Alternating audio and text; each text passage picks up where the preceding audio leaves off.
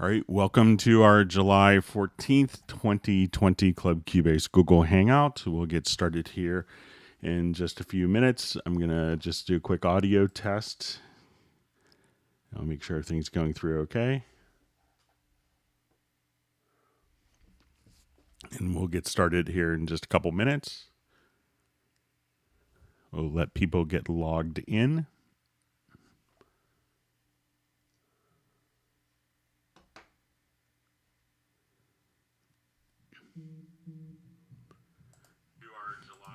Okay.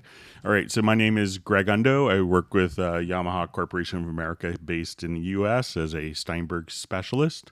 So I'm broadcasting from outside Washington, D.C. in Alexandria, Virginia, and we will get people logged in here in just a couple minutes. How the Club Cubase Google Hangouts work is they're basically an interactive live Q&A stream. You could ask your questions by entering them in the chat field, or you could send them in advance if it's something that may require a bit more setup. You could send them in advance to clubcubase@steinberg.de. And if it's something that makes sense for an email reply, if you could include your email address, it kind of gets forwarded to me in a weird way. So if you could do that, that's always helpful. If you're watching this live, we'll get started in a couple minutes after people get logged in. If you're streaming this afterwards, you may want to jump to about 9 or 10 minutes into the stream. So we will try to get through as many questions as completely and succinctly as possible. If you have your question, you could ask it in the chat field. We'll try to go through them chronologically. If you ask your question over and over again, it won't get your question answered any faster. It just kind of slows down the whole hangout, so I don't have to reread the same question multiple times. That would be helpful. So if we could try to refrain from doing that, that would be helpful. Like many of you, I have my families at home during this, so I will probably have to take a little break at some point and put on a Disney film for my son. And my wife is above me working, so you may hear her on a conference call or walking. So I'll apologize for any interruptions and noise that are going on outside of my context here. So just want to apologize in advance for that. But let's go ahead and see who's logging into the Hangout. The index will more than likely be, or the index of the topics covered today should be posted later tonight. So we'll try to get that posted so that people could just go immediately to different topics. So we'll look for that, but let's just go ahead and we'll have people that are getting logged in. So we have more people getting logged in. So see some questions. See Ace. I think he's from Texas. All right. So we have sub 403. He's kind of back on Hangouts. Okay. So we see Jay from Connecticut. Okay.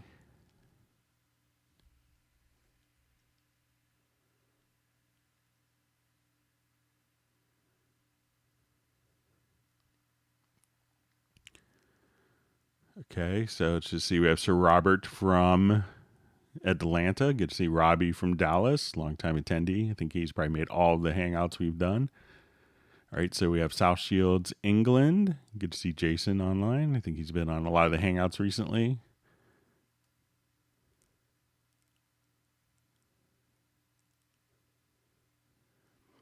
Okay, so let's just go on. All right, so we have Brazil. We have Kenosha. I believe that's probably from Wisconsin, the United States, just across the border from Illinois. Been there many times.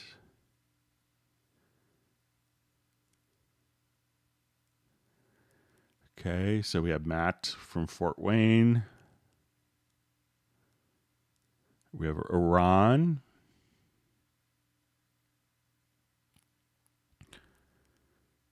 Okay, so we have Agent K on. Good to see you on the Hangout.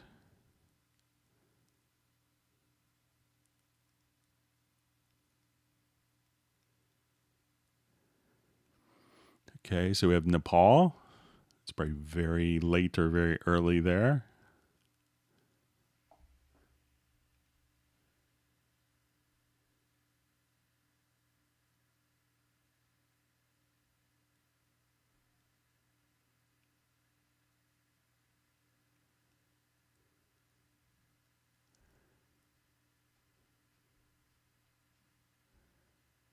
Okay, so we have Spain, we have Riverside, California. I see Gareth K.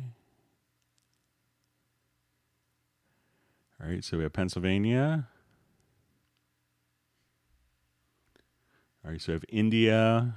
So I think we have 3 continents. Maybe let's see if we get some. All right, so we have Asheville, North Carolina. It's my very first, one of my very first trips for Steinberg is going to Asheville, beautiful city. So we have Texas. All right, so we have Asia, North America. I don't think we have South America yet. Let's see if Australia. Sometimes we have someone staying up very late in Australia. I think it's like 3 a.m. Sometimes you get some people in Australia.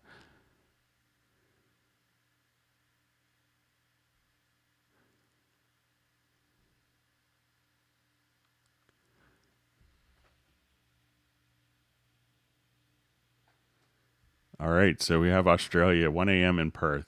So, all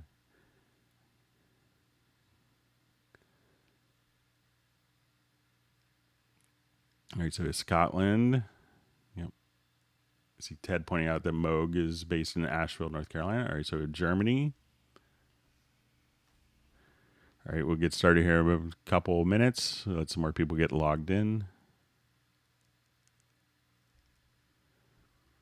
All right, so more people from India.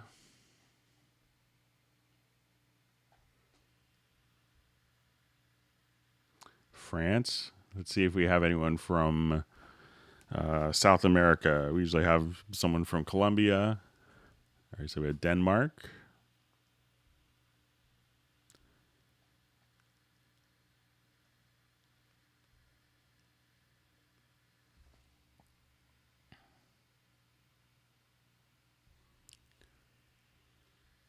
All right, wait just a couple more minutes.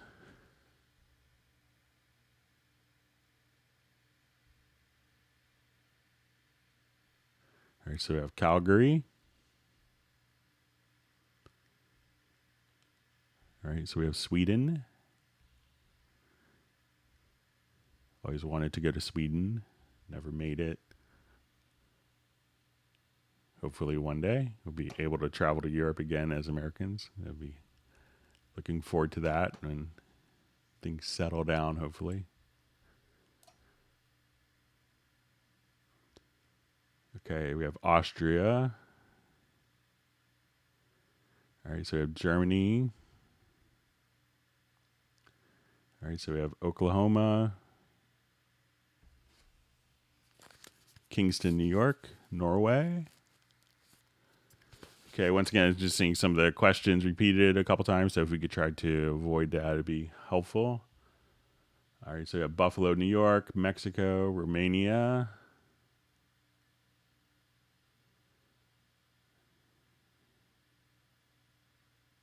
All right, so Colorado.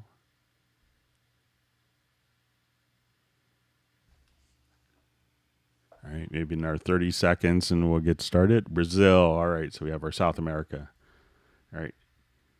Still haven't got anyone from Antarctica. So if anyone has a friend in Antarctica that wants to log in, that would be my goal, to hit all the continents. So, all right, so New York. Okay, so let's go ahead and get started. All right. Sorry, I have a bunch of computers open at once. Okay. Okay. Okay. Let me just see. Sometimes some of the questions may get kind of cut off before the Hangout starts. Let's see if I can catch them in our stream. So it says, "Hi, Greg. Hope you and your family are doing well. How can I modify sounds in Cubase 10.5 Hallian library and save them as a new patch without altering the original Steinberg Hallian patches. So let's go ahead and take a quick look. So I will just add an instrument track.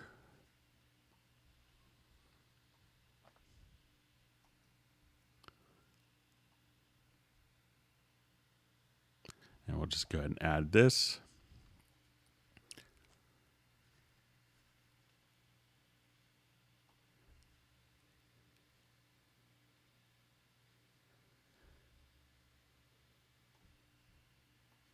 Okay, so say I'll just open up Haliotron.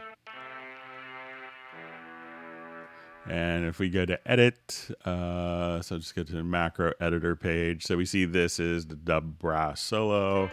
So as we play, so let's say if I wanted to adjust.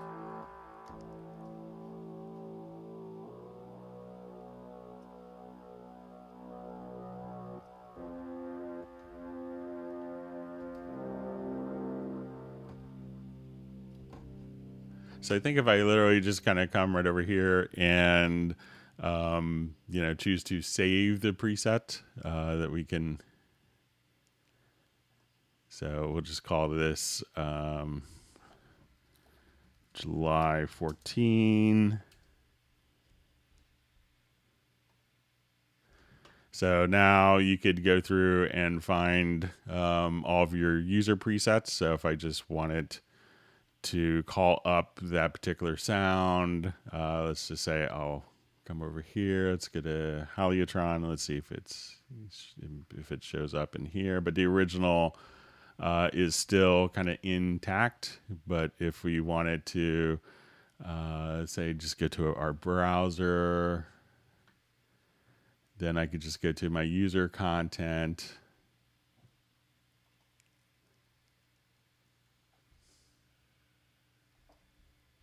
And then, so if I still have that, I could now just kind of double click and drag that over, and this will be my preset. So if I wanted to just go back to edit, I'll just load up in this slot the original. So as soon as I come over here, let's just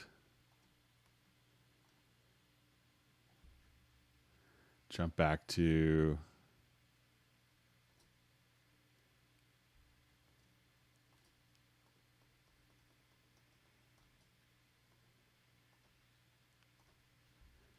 so we come there, we see kind of between the two of them, you could just kind of save that as your own preset. So just kind of, come right over here and save as preset. And then that's really all you had to do to save, and the original is still intact. Okay, so you see question, I can't find a way to import from the project, a way to import channel settings for VST instrument with multi-outs. Let's say I have a Groove Agent with multi-outs. I want the setting from snare channel copied to another project, inserts EQ strip, and appears to be no way to make the import that works for all audio processes. So let's go ahead and let me just remove this track. And so let's say if I have a part that's loaded up here in Groove Agent that's going out to multiple outputs. Okay, so let's see if I don't think it's going to carry over on the import track. That will just kind of go directly out. But let's see if I do. If I see my input output channels, let me see if I save this as a track archive, if that's carried over.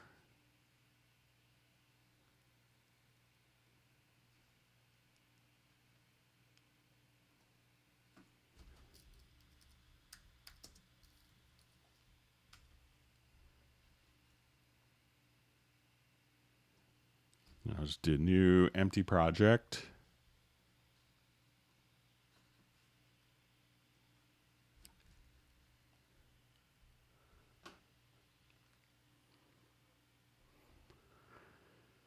Okay, and so we export a track and we import a track archive.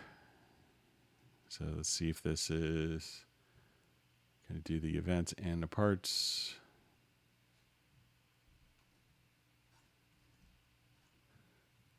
So now I play this back.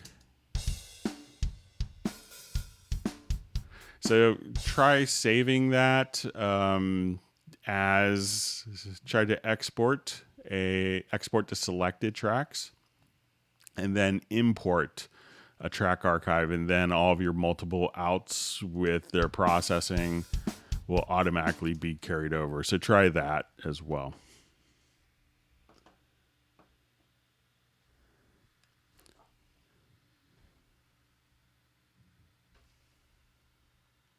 Okay, let's just move on. So see a question. Hey, Greg, is there a way to MIDI map the Mackie control user commands instead of F1 or Shift F1 in a studio setup? And is there a way to add to the Mackie controls? So, you can't really add to the Mackie controls because I think it's pretty much, we'll show you what you could do. So say we go to our studio menu, to studio setup, and we have a Mackie control. Here we could set kind of what functions what the user functions keys are doing, and when you hit the shift key for the user function keys. So this is where you would map it. So, if you don't see the Mackie control here, you just want to click on the plus sign, add a Mackie control.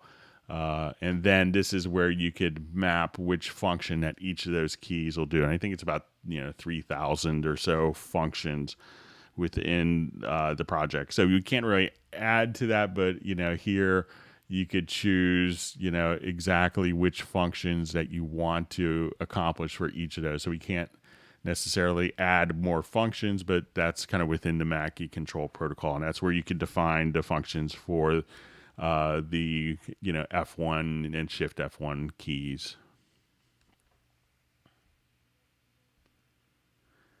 Okay, so it says sometimes I have a problem with the Cubase sampler when I want to make an 808 slides. If sometimes doesn't sound like an iMachine, for example, and I don't know why. So let's take a look. I think I have a project that can be set up for this. I'll show you how I do it. And sometimes, the speed control can make a difference. So let's just see if I still...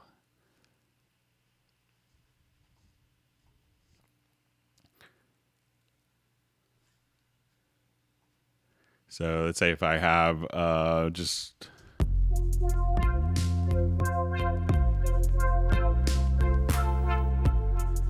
So I have just my my bass track just set up here. So I just kind of put it onto monophonic mode, and then you have the glide control here. So as you hit a MIDI key, you could adjust kind of the...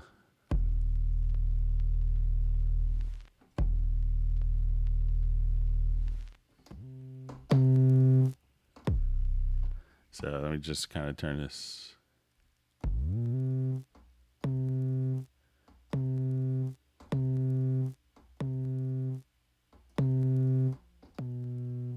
So we'll just revert it to where we were originally. But when you just kind of come over there, just make sure that you're in the monophonic mode, and that as you kind of just hit play here on this particular track. So I want it to be...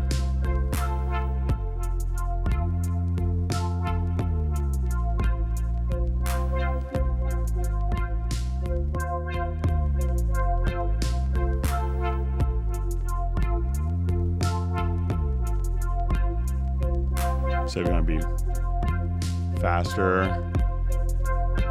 or slower. And you may have to just kind of time that to the track. So you can just kind of set your glide amount there and get it to fit rhythmically with the particular track. Okay, so it says, hey, hi, Greg. Jay from Connecticut. Apologize, essentially accusing you of not responding to my questions a second week in a row. Answering questions in order isn't obligatory. My fault for missing response. No worries on that. I know it's a lot of topics that come and people may go in and out of the Hangouts. So I guess question, does Will Steinberg have developed a library of Foley sounds and sound effects for new audio producers working on shorts and games in Nuendo? If not in talks, could it be requested? There is a 1 gigabyte library that does come with Cubase, or comes with Nuendo rather. So if I wanted to, I think I may have it installed here. So let's say I just go to my loops and samples, or I think I may have it on favorites. So if I come here, these will be kind of different sound effects that you get. See, I think you get it from the Steinberg download assistant, but it's just all kind of very usable sound effects. And these are all be organized and tagged as well.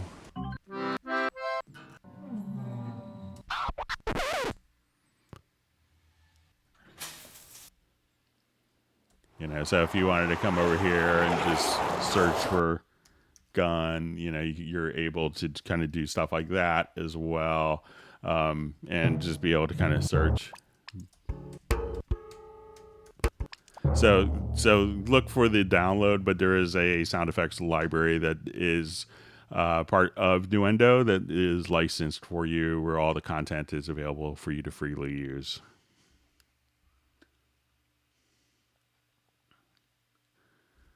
Okay, it says, hi Greg, I have Cubase Pro 10.5 and Steinberg UR28M. How do I configure buses so that I can run 2 stereo external instruments at the same time, i.e. analog mix 1 and 2, out mix 1 and 2. So really all you have to do, so if you have a UR28M, that's going to have 2 mic pre's, as well as 2 line level inputs. I'm just trying to remember. I have one in my garage, or in the closet now. But so what you need to do is just come over here to your audio connections and define an external effects, or an external instrument rather. And then you could just say, okay, my Korg M1 is connected into inputs 1 and 2. My Korg, my montage keyboard is connected into line levels 3 and 4. And then at that point, you would just, once you have those connections defined, you go to add a track. You'd see add an instrument track. You come right over here to external plugins, and then you could just say, I want it to go to my montage from Yamaha, and then that would automatically send MIDI information out to it, and then the return channel, the audio outs of the device, would be sent directly back into the inputs that you've defined. Having an audio interface with, I think it's the UR28M is a 4-in, 6-out, so that will allow you to have 2 different stereo inputs. But having an interface with more inputs as you have more actual functions is helpful to make it a little easier to access more parts and more instruments as external sources as well. All right, so I'm just gonna kind of scroll through my timeline here.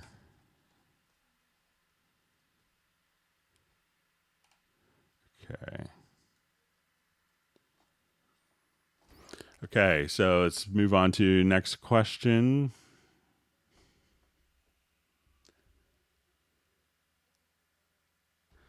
Okay, so you have, it would be nice if the Cubase sampler would have a note repeat function like MPC or the full version of Groove Agent. So the full version of Groove Agent does have a note repeat.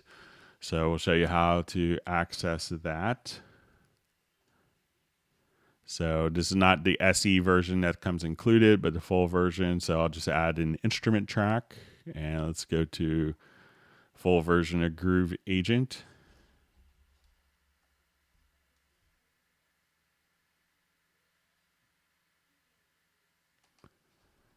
Okay.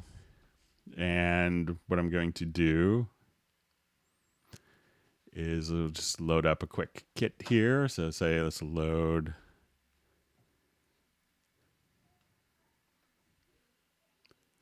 Okay, so now I'm just going to have, let's say, a number of different parts here. Let me just unsolo. All right, so when we come over here, you'll have a performance tab. So we're going to activate the performance tab here. And how this kind of works is you could go to different octaves on your keyboard. So if I wanted to, let's just see, I'm just going to check my keyboard range. So we see C5, C sharp 5 would be these different patterns, and we could kind of draw in different velocities if you wanted to, but I'm just going to,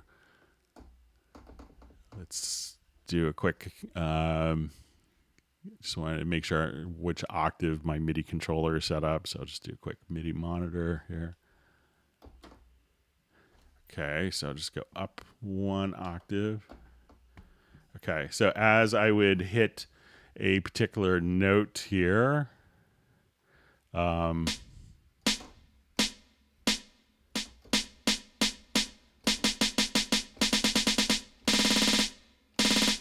so if I wanted to come here and say, okay, I just wanted to take those different notes, and as I hit the note, I could hit like my G5.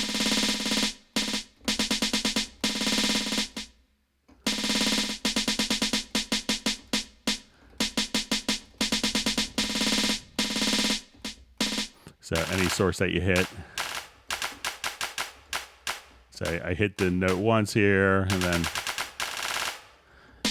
so you could set up different, velocity patterns or, different MIDI CCs to change the sound. But yeah, so it's already kind of included. So you'd have one note that would trigger the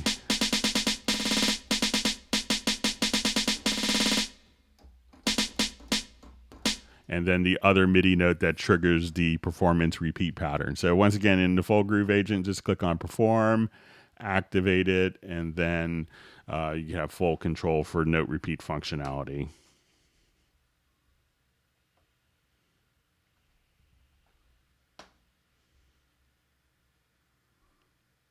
Okay, just going through comments.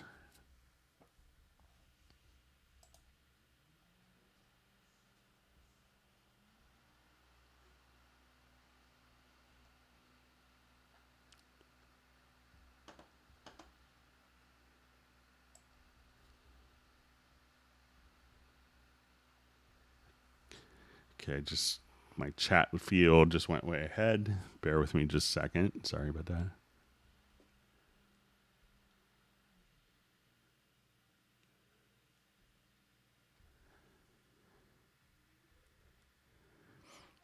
Okay, so let's see. Going through, so a lot of different questions, people checking in. So, all right, so we have from Iran. Okay, so question, how to be perfectly precise with quantize in Cubase. So let's say if I have, we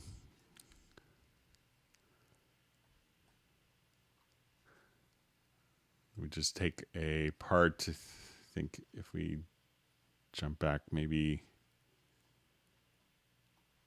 to another part here, we have some, I think we have a drum part here that we could listen to. All right, so activate this project. All right, so probably if we look at this particular drum part as we listen to it, we just select this.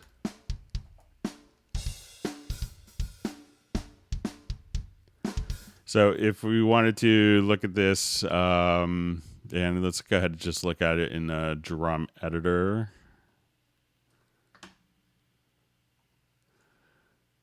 Okay, so as we look at this particular event, We can see that some of these are going to be slightly ahead of the beat, behind the beat. So if you really want it to be so precise with quantizing is, when you go to your different quantized settings, and we could access kind of your quantized settings here. You could have it set for, iterative quantize, which will be kind of percentage based. You could set however many ranges, but it's really, if you just say, I want this to be straight quarter notes for all the parts, and I just hit Q, you can see everything is now just going to be. So kind of whatever, let's say if I just wanted to, undo that, and I wanted these to be, straight whole notes, we could just kind of do different quantization there. Now where you could get into, you could disable, iterative quantization. So what iterative quantization is where you could set a percentage based. So let's say if you had it set for a value of iterative and it was within 5, and you set it for 95, it would, within 5%, it wouldn't really touch that, or it would move it like basically 5% closer to the beat without actually really doing it. So if you want it to be dead on precise quantization, just make sure that your iterative is turned off, and then you could just come right over here and say, I want these all to be quarter notes. I'll select all, and now it's going to be.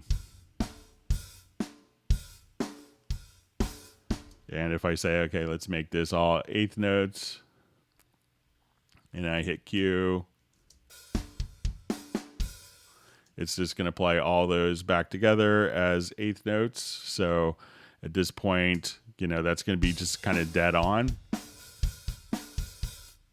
without any feel, and you could just have that be precise. So if you just disable iterative quantized mode, make sure that is turned off, then it's going to actually just kind of quantize precisely as you'd want.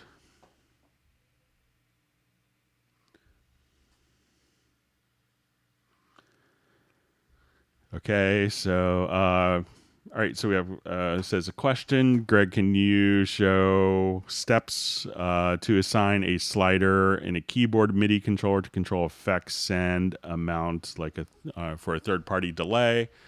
So let's say if I wanted to come here, there's a number of different ways of doing this. Probably one of the fastest ways is just to use just using quick control. So let's say if I have a guitar part here and I wanted to assign let's add an effect send. So let's say I just want to put a delay on here. So I'll just right click, we'll add our effect send. And let's say I just wanted to put a mono delay. So I'll just come right over here. Okay. So we have our mono delay, and I want this to be, let's say, quarter note delay. Okay, and if I wanted to take this send level here and control from a keyboard, using the quick controls, there's a lot of great stuff that you can do. So if you go to your studio setup, map out the 8 MIDI controllers that you have in your system for your quick controls. So just do a learn, move the fader.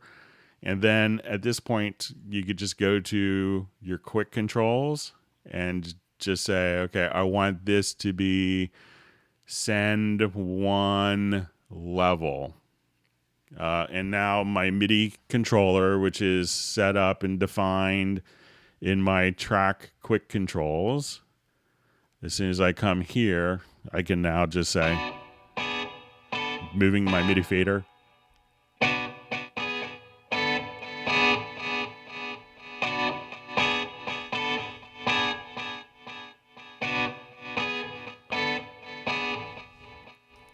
And that's all you have to do. So set it up, if you do it once, because a lot of controllers will have 8 quick controls, like 8 faders, just set those up as quick controls. And then you could just assign it here, save it as presets, and be able to quickly assign it to nearly everything in your studio. So, all right. Let me just move on. Thanks for all the great questions.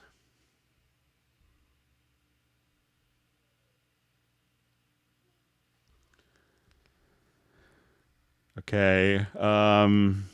Okay. So we see, hi Greg, what Cubase effects tools are there to achieve that Mancini 60s vintage string sound? Let's take a look, see if we could find I'm not sure like which particular track or if there's a particular song, but let's say if we wanted to come here, let's just try. I know we could achieve it probably through Iconica because there's like amazing orchestral stuff, but let's see if we can find something that's just included.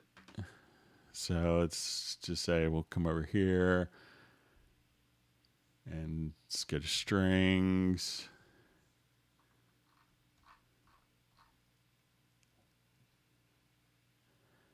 Okay, so you probably just want.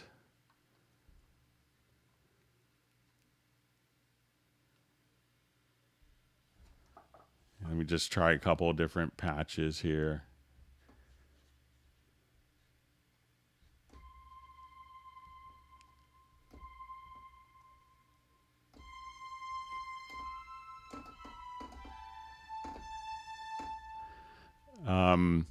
So I'm trying to think of different Henry Mancini songs, but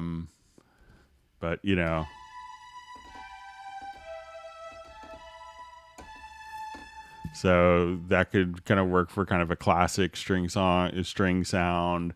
Sometimes people can get a little too heavy with the strings, and realize that a lot of the strings on vintage records that we all kind of love, aren't necessarily so thick.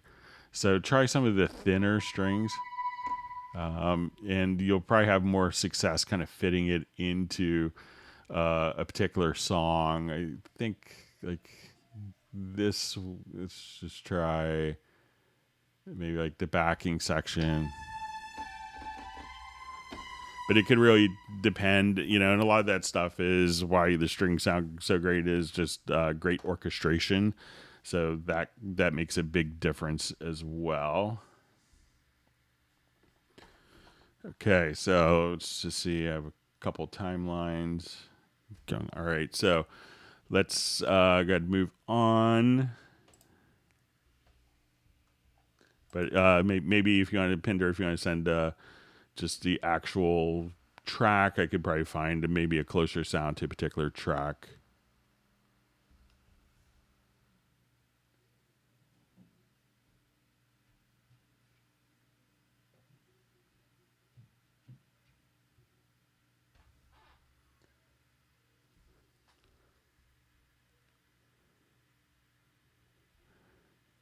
Okay, just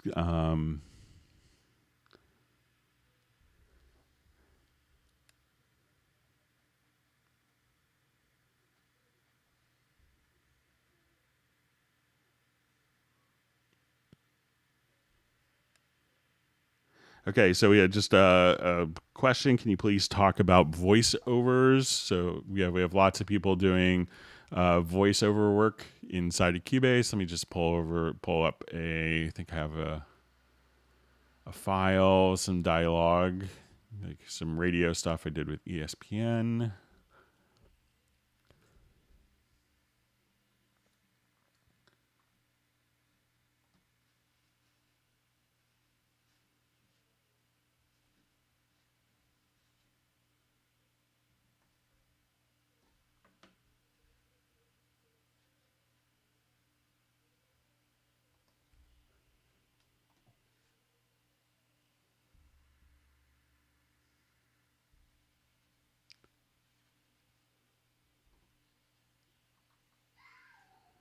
Okay, so let's say if you needed to do some quick said it's a little too soon to think about that. Have you some quick like voice editing tips that people often use is just being able to using kind of the range selection tool. could be really helpful for a lot of different edits where you need to maybe, take lip pops or, be able to kind of It's a do little too soon to stuff think. like that. So if you wanted to just kind of grab like the range selection tool, I'll just take off my snap because a lot of times we're not going to be based to a musical time.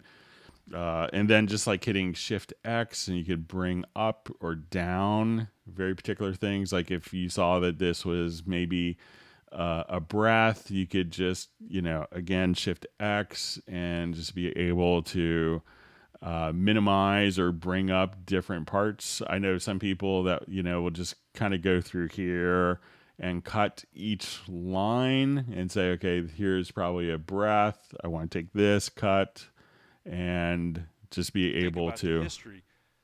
So let's say, okay, I want to take just this, The history.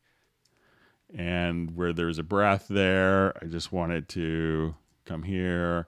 And you could also do stuff where you could have macros for a lot of this stuff. So let's say if we had a breath in that particular Think about the history. there. So what we could do, I think I may still have a macro that I did, which would kind of come over here. Let's go to macros. I think I probably called it minimize breath. So I could just take that and drop that down by 12 dB. So at that point, I could just. That you laid down on Sunday at Sonoma.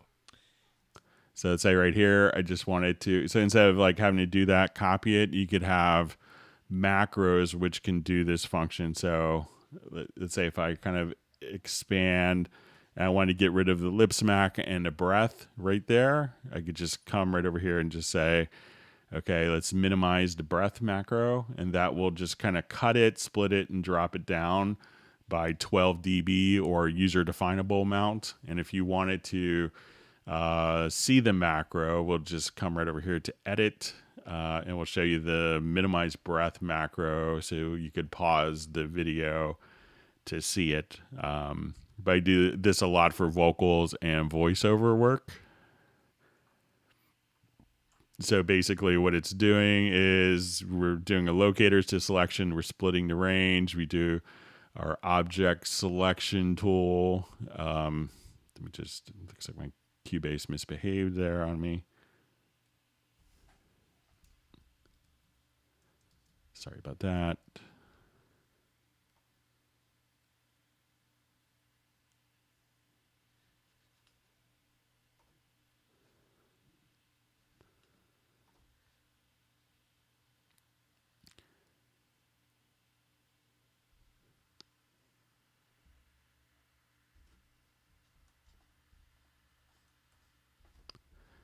Okay, so again, you can, so to see that minimize breath macro, so we'll just go to key commands.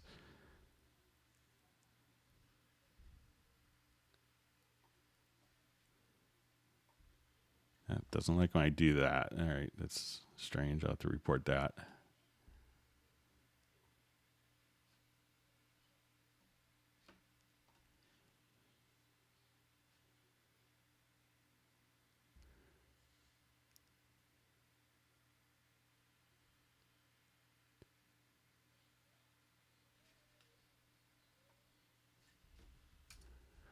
Okay, so just to show the macro again.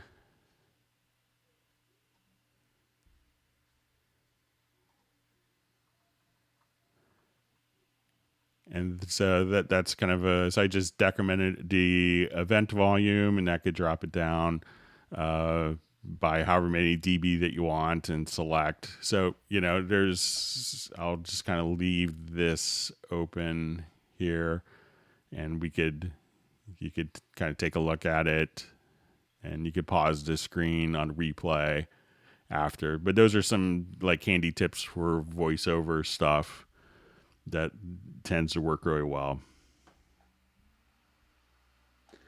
Okay, so a question about how to reorder tracks in the mix console. So currently the mix console You can't drag and move tracks there, but any track setting that you have here. So if I wanted to move a particular track up, I could just move it on the project window, and then that is automatically reflected in the mix console. But currently, it isn't designed to grab a track here and move it to the left or right.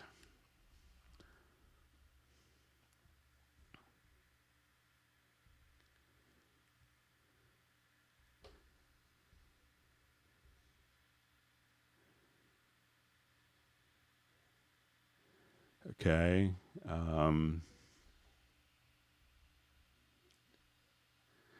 Okay, so I see a question from Ed. Any news from Steinberg Europe support? I dropped you an email. So I submitted it to kind of the testing department, but I didn't pass it on to the support because I know you said that you had already reached out to support, but I could pass it on to our support department as well. But I pass it on to kind of the testing and quality assurance.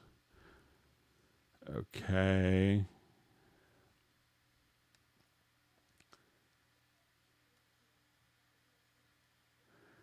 Okay, so I see a question. I may have to hold a remote recording session soon, but don't know how. What is the best way to do this via Cubase? So the best way is one of the included tools that you get is VST Connect SE. So the user, the person that you're recording, would actually download what's called the VST Connect Performer. You could purchase it for iOS. You could also get it free from the Steinberg website for Mac and PC for Windows 10 and Mac OS. And then what you basically do is you could use your webcams to see each other. You click on create the VST Connect, and then what you're able to do is to search for the user. So you could look up either my Steinberg name, or you could choose to. So then once you log in, you could search for them. You set up a headphone or QMix for them. You could communicate directly with them. And then the track is added here and just hit record, and you could record them from remote location. So there's a VST Connect SE that comes with Cubase Pro, and that will allow you to record 2 tracks. And if you wanted to record more than 2 tracks simultaneously, like we're doing live drums, you could check out VST Connect Pro. Okay, good to see Jan from Sweden back after his vacation. Hope you had a nice, relaxing time on vacation.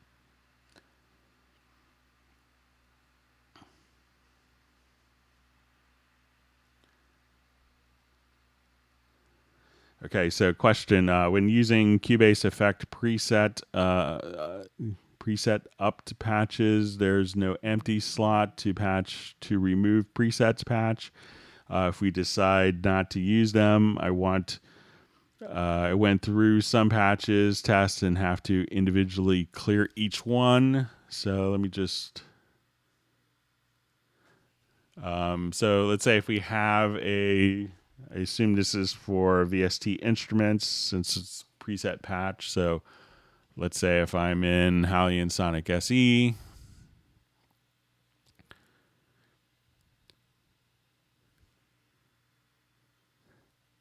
and let's say if I have a patch here.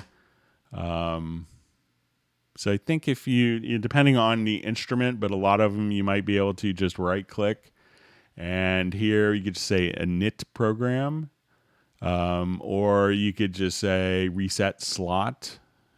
So there's a number of different things that you could do here. So if you just wanted to cut program as well, so say if I did it with Retrolog, if it's the same functions, I'm not sure which, but if you come here, there's also a lot of init for presets. So if maybe you just come right over here and type in init, at that point, you may have presets for that as well. So, but if you could let me know if there's a particular instrument or preset that you're doing, but sometimes that could be like per instrument set. as well. But maybe perhaps if you give some more information, that'd be great.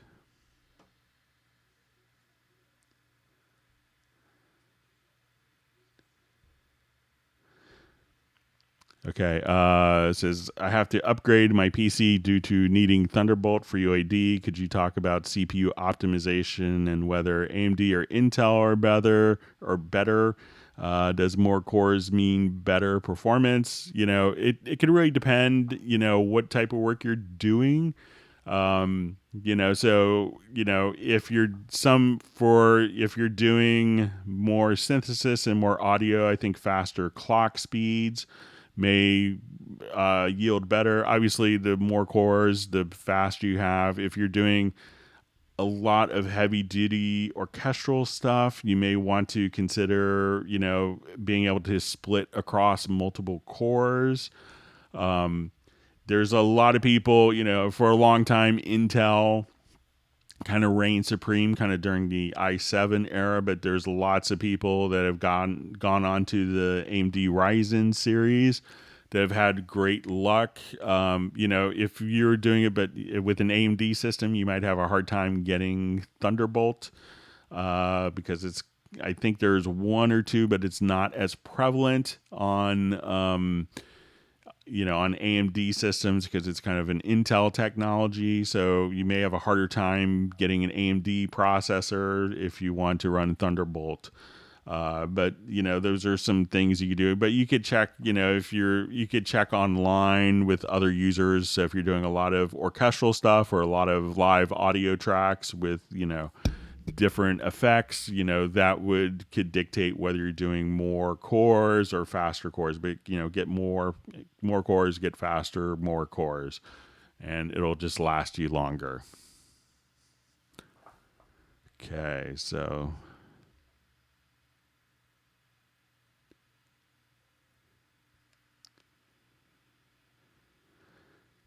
just going through questions. Can you show how to use a compressor as a gate, for instance, on a snare drum? So let's take a look.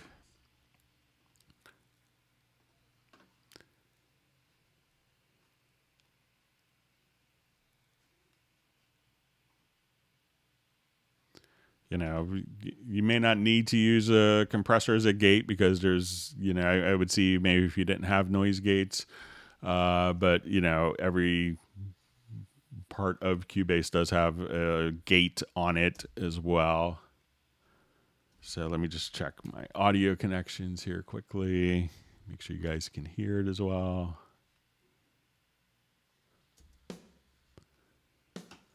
Okay, so let's say I have my snare soloed here.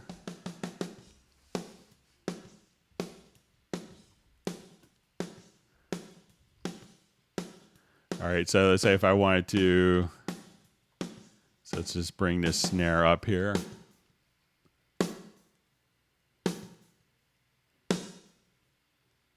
And I'm just going to turn there's a gate on here already. I'm just going to. So let's say if I just want to go to my compressor.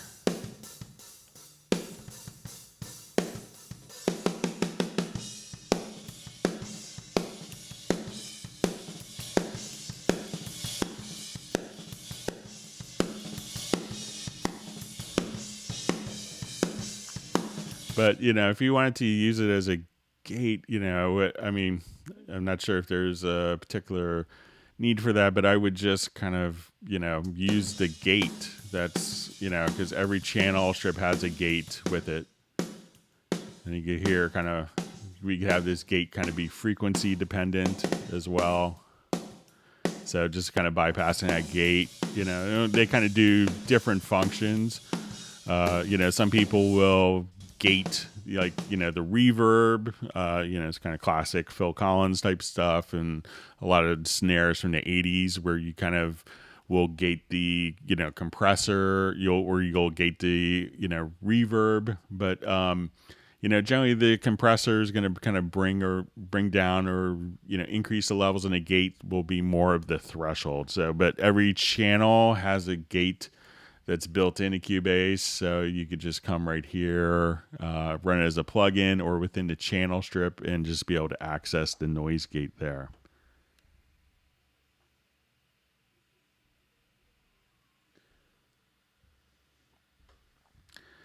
Okay, so I see from Pinder, why does my Cubase Pro title menu stay pinned to the top when I minimize the project? Is it a bug? I can see my whole desktop until I maximize back or open. It's just that with previous versions, when I come here to minimize this, let's say, so let's say if I just kind of, let's say I minimized that project, it's still the active project here. So let's say let's close this project.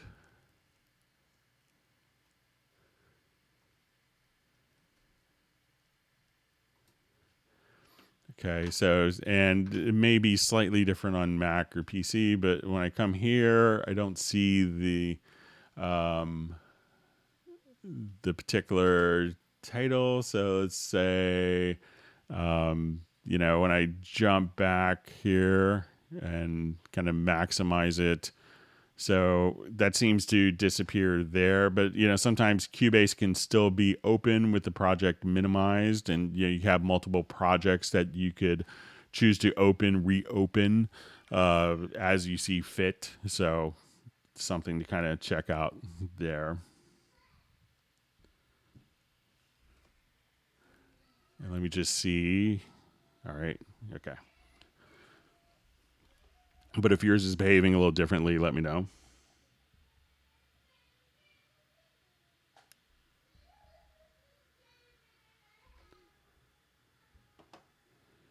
Okay, just go through some more introductions. Okay, so we have a question. Is there a way to even out MIDI notes, say select 20 notes and make them even in time? So let's give it a shot.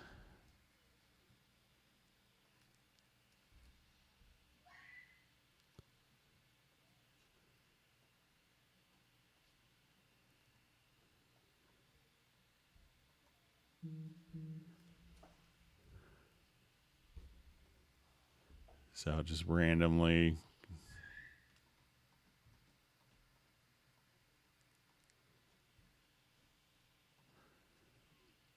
Okay, so let's say if I have just different note lengths here.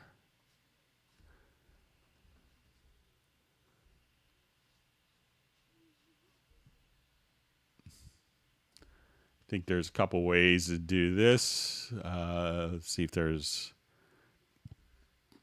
might be one under function.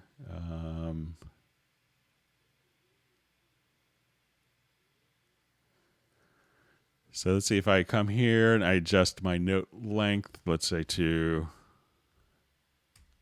1/4 note.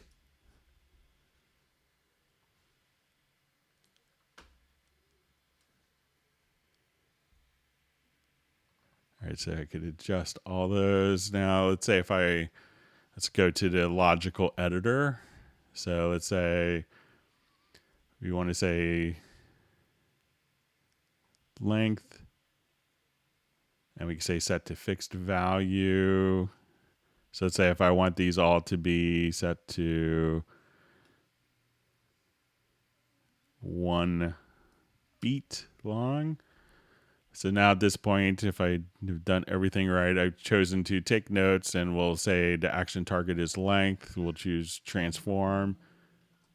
And now they're all the same length. So if I say, okay, let's make this, select all the notes, and I want to make them, 2 beats long.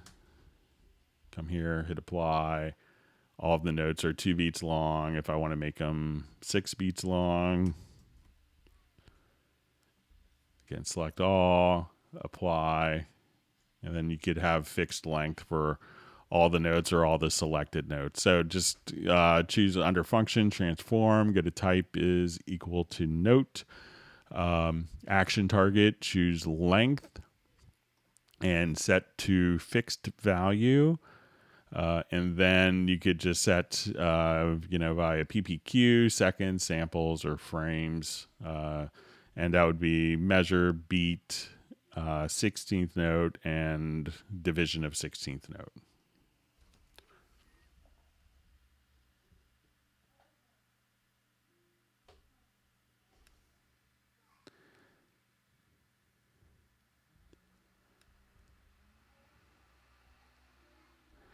Okay, so it says I use a Roland FA08 keyboard, but it's not in the list of external devices in Cubase. How do I use the sounds of my keyboard instead of VST of Cubase? So if you have a keyboard, because MIDI is you can send MIDI out to it without any problem. What you need to do is just to take your MIDI track, is just to add a MIDI track. Sorry, my son's having a little too much fun. And then you need to send it out to wherever your Roland FA8 is connected to. So this will send MIDI information, like let's say these MIDI notes, out to your FA08. Now, if you wanted to, now you need a way to listen to your FA08.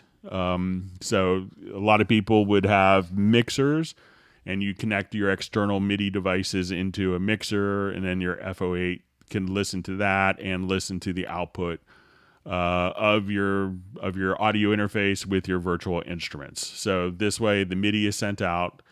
Cubase, then the Roland keyboard generates the sound, and how you integrate that sound could be the tricky part. So many people use mixers, or you could go to, again, if we could define it, if you have available inputs on your audio interface, we just want to go to your audio connections. And if you have Cubase Pro, you can go to external instruments, say, click on add instrument. I have an FA08, and then hit OK. Tell what inputs of your audio interface it's connected to. And then you're able to basically bring the audio out of the FA08 back into Cubase. So when you go to add an instrument track, you would just choose under external.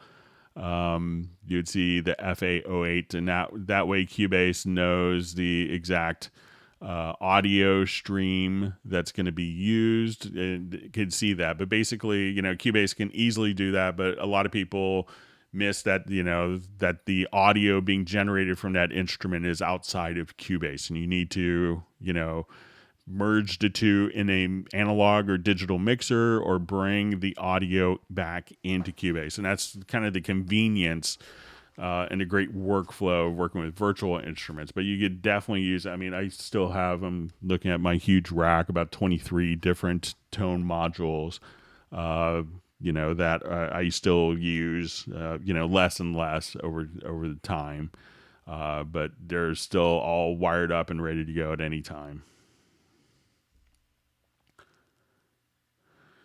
Okay, so we have a question. I still have VST2 and VST3 set up. Do I need to remove the VST2? What is the best way to set it up? Cubase still works with VST2 plugins without any problems. If you have duplicate VST2 and VST3 plugins, I would just come over here, go to the VST plugin manager. And when we see plugins, you could actually, so let's say if I wanted to go to my VST effects here, you could see which are VST2 or VST3 plugins. And you could create a collection and just kind of remove the VST2 or VST3, remove the VST2 versions. But, there's a lot of plugins that are very popular that haven't updated, after almost, 16, like 12 years to VST3. I think UAD is still stuck in VST2. Native Instruments is still stuck in VST2. So they still work. But it's when you have duplicate ones, just go into your studio menu to the VST plugin manager, and then you could just remove those from your different collections and see so that they don't show up and you don't use the VST2 version when you have the same plugin in VST3 format.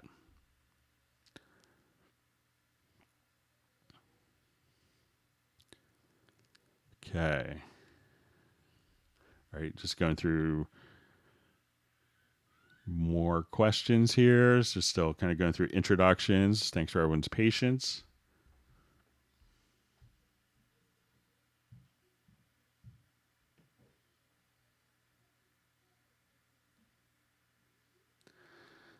So from Pinder, recommend any daily backup procedures. If you're careful with your, files, I don't do kind of a daily backup. But if I was doing a lot of productions, I would always just kind of, like in my personal studio PC, I have one dedicated hard drive. When I replaced an SSD from an HD, like a normal spinning disk, I just kept one of the like hard disks in.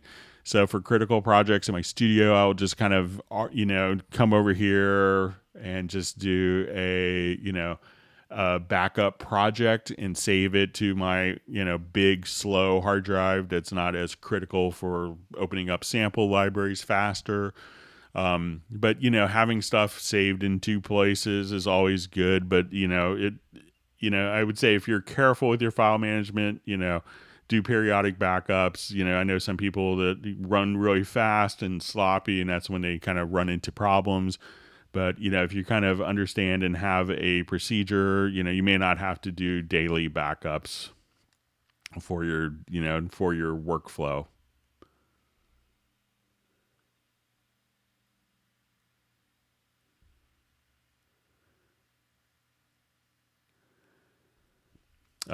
So just see question, there's an issue with exports in Cubase. I get different results every time I export audio with the same settings. As I check the waveform of the exported audio, I can see the difference. Don't necessarily go by the, what you could do is just kind of test. I'll do just a quick test here. Let me jump to a different project when it's kind of a bit smaller, so it won't take as long.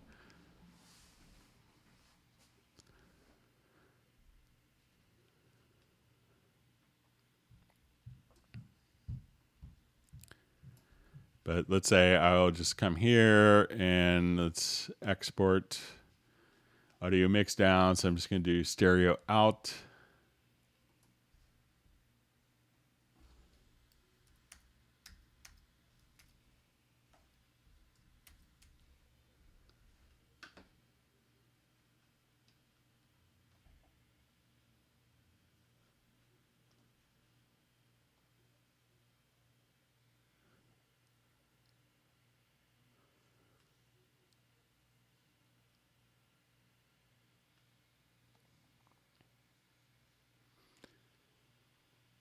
Okay, and I'll just do the same thing again.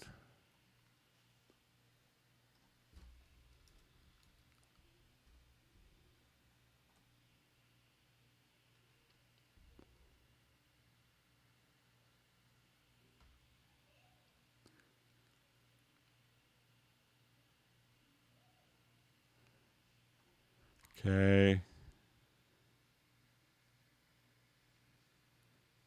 So let's just go ahead and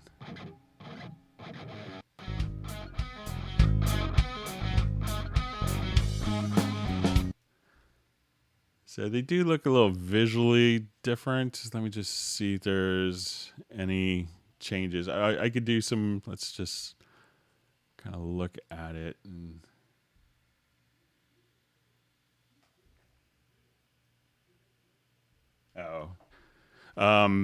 so what I just did is kind of a classic mistake. So why that one looked different is because it included the previous mixdown file. So let's say I'm going to mute this and we'll do the export again. So I had placed the audio file in this, so it included the mixdown file with that. So I'm going to mute that and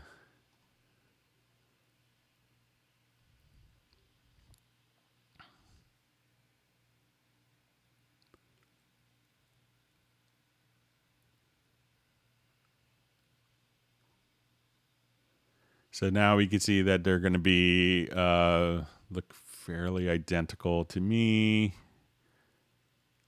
So let's just make these both larger, about the same size.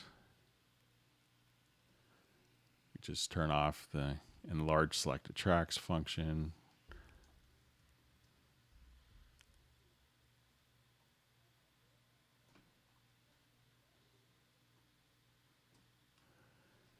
So, they look, so make sure that when you do like multiple mix downs that you don't have both files.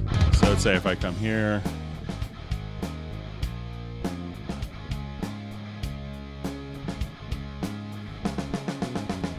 so I know it's a common thing that a lot of composers go through where all of a sudden they're doing multiple stages of delivery and they do the mix down, they incorporate the file, and then they have their mix down mixed in with the next mix down, just like I made that mistake. So make sure that's not happening on your end, but you should get kind of, very repeatable results. So question from Pinder, when recording guitar and bass, is it the rule of thumb that it be in mono? Thanks, Greg. Generally, most times guitars and basses will be recorded in mono. Sometimes, like when I've recorded guitars in stereo, is when the guitarist has like maybe like like a Roland Jazz stereo chorus amp, like a JC 120, I think the model is, where it has the chorusing that's going back and forth between the speakers. And in that case, I would tend to record it in stereo with two different microphones. But generally, the rule of thumb is, mono recordings, because the actual source coming out of the guitar or the bass is mono. But if the guitarist has like, specific effects that they're tracking with to the song, which is fine, that are in stereo and make sense for it to be in stereo, it's fine to record the guitar in stereo. Okay.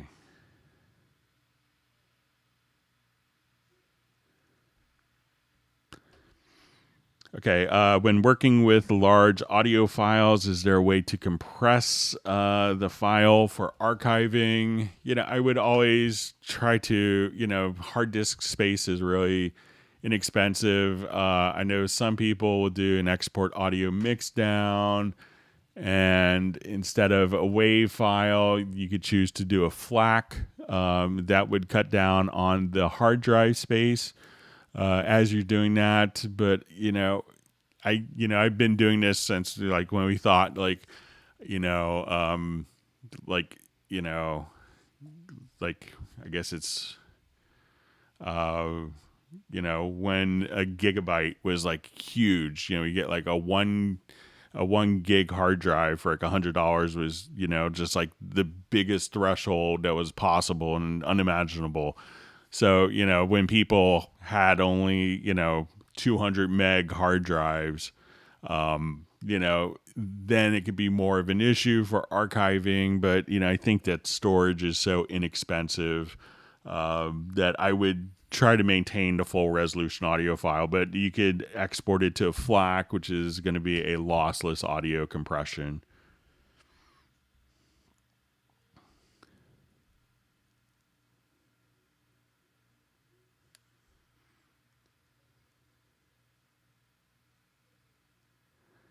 Okay, is there a way to change C4 to C5 in the MIDI editor? Use the American system of octave naming.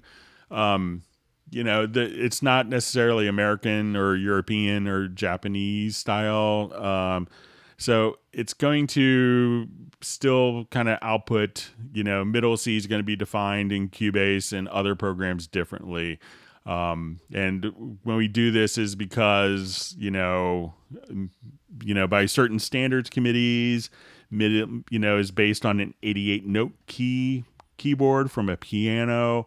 And when we deal with MIDI, there's 128 MIDI notes. So that's why you can't necessarily change it so easily. But so there isn't a quick way of doing it, but that's why there's kind of two different schools of thought on that. Okay. Hey there. I don't know. Question. I don't know how to set the mod wheel and pitch bend in Halley and Sonic as an automation track. Okay. So let's open up an instance of Halley and Sonic.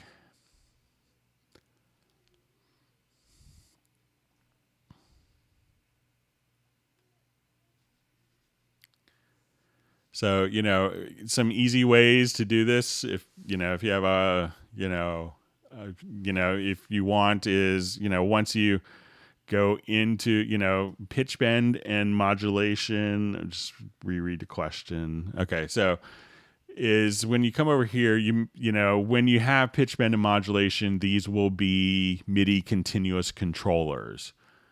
So what you could do is if you come over here, you can go to your CC automation setup.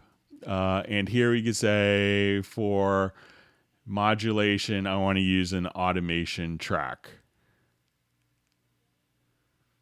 Okay. So, and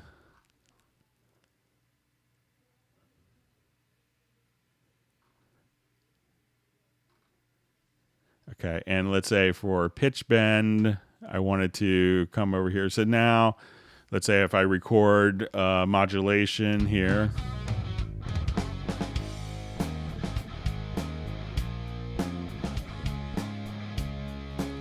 So then it just shows up as modulation data as opposed to MIDI CC data. So if I wanted to kind of do the same, there's a little trick you could do. Let's say if I wanted to find, I'll just go to my automation panel settings. And let's say I just wanted to automate pitch bend. I could come right over here. I'll hit play.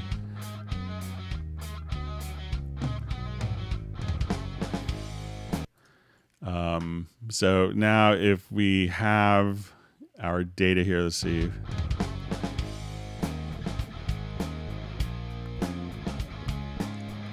Let me just move my pitch bend wheel.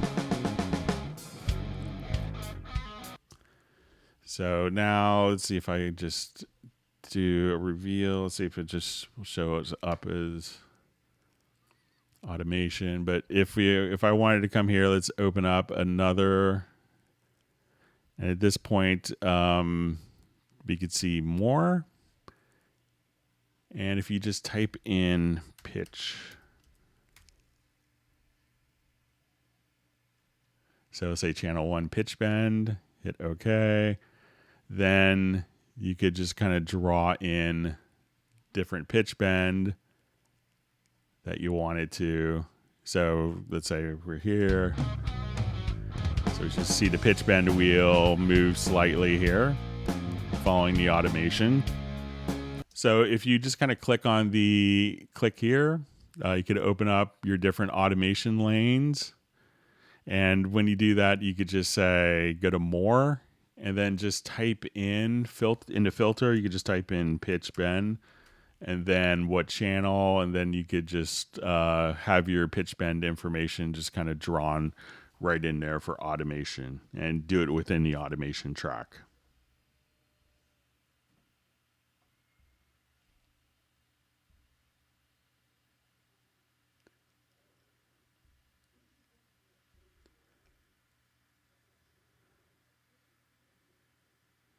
Okay, so just see a question. What's the best way to convert a standard instrument, such as a piano played via MIDI, into sheet music for something like sheet music for tenor sax using the score editor? So I'll just jump over to a project that has some piano in it.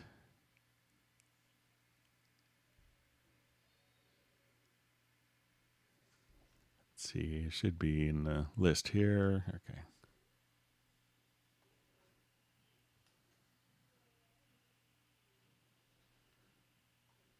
So, if we have a piano part here, we could look at it directly in our full score editor, and we could make this into our full view. And in Cubase Pro, we go to the scores, and there's an edit mode. But if you want to see kind of what it looks like on a printed page, you could do that, and then you can print that out quite easily.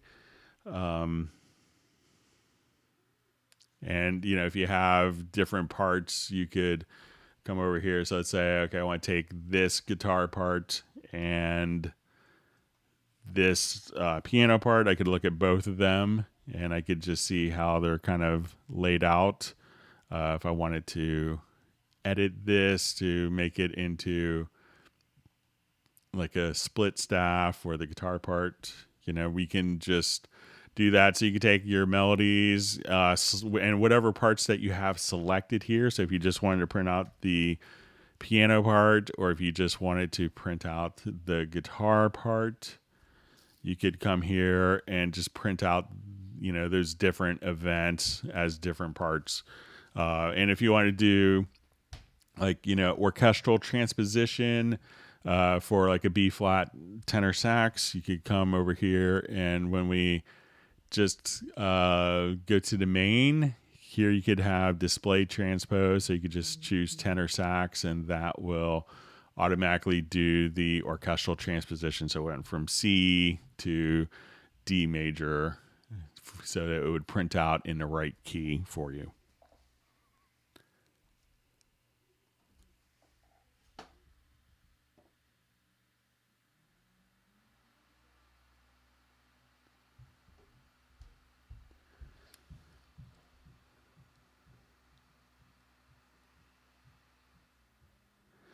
Okay, so it says when I make 808 glides with the Cubase sampler, the note C sometimes gets re-triggered after the glide note F or other notes. So let's take a look. I think.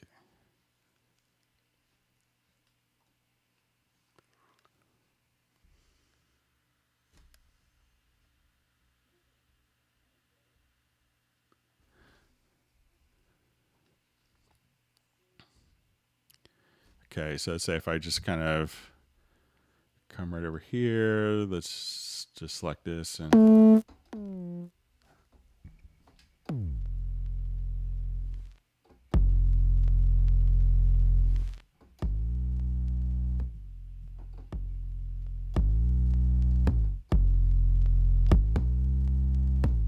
so make sure, like, if it sounds something like this, let me just move a couple things here. So let's say if I'm doing a glide from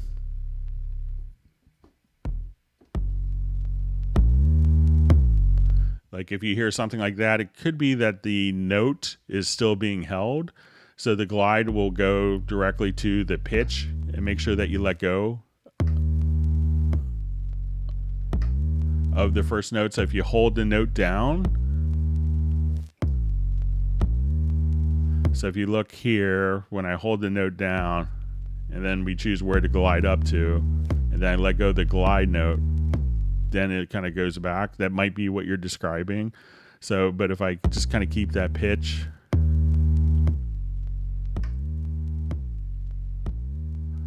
you will get that kind of note re-triggered because you're in monophonic mode. So make sure that you don't have a note, like a note that's overlapping. That was kind of like where you started to glide from.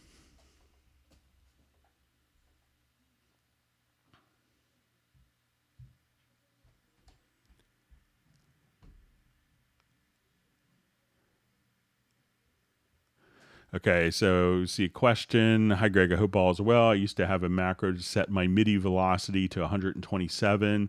Could you help me recreate that? Also, when I transferred my macros to my new PC, many of the macros stopped functioning.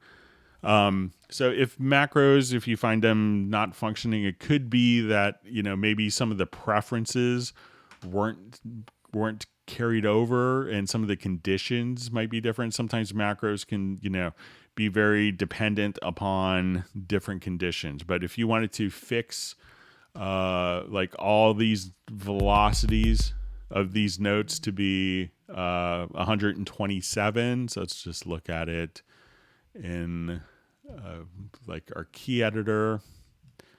So we have different velocities here. So I could select all the notes, and we could just go to your logical editor. I think we might be even to just come here. Let's say if I select all the notes and I just go to the velocity in the info line and type 127. Let me just do it through the logical editor. So go to MIDI to logical editor, and we'll just say value 2, which is going to be velocity. We will set this to, so let's say we're going to take our notes. So let's say value 2.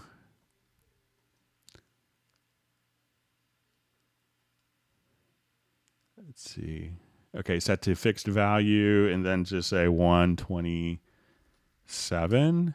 And now you just hit apply, and all of the notes velocity. So all of our notes that were like that, I just say type is equal to note. And then I will blow off Peter Frampton's assistant here for you guys. Okay, I'll call him back after. Okay, so we'll say type is equal to note, and we're going to say value 2 set to fixed value of 127. So now I do that. Boom. So at that point, we can just have your velocities fixed to 127.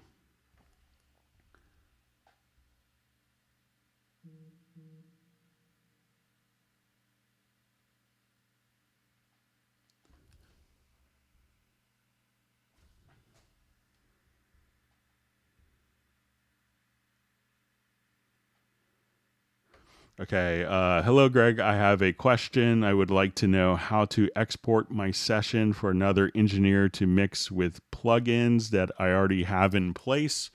So, if the other engineer is running Cubase, you would just send them the Cubase project, and all the plugins would that would be carried over in the Cubase project. If the other person is running a different program, you could export it as an AAF or an OMF file, but that's not going to automatically incorporate the plugins. You could go to the render in place functions.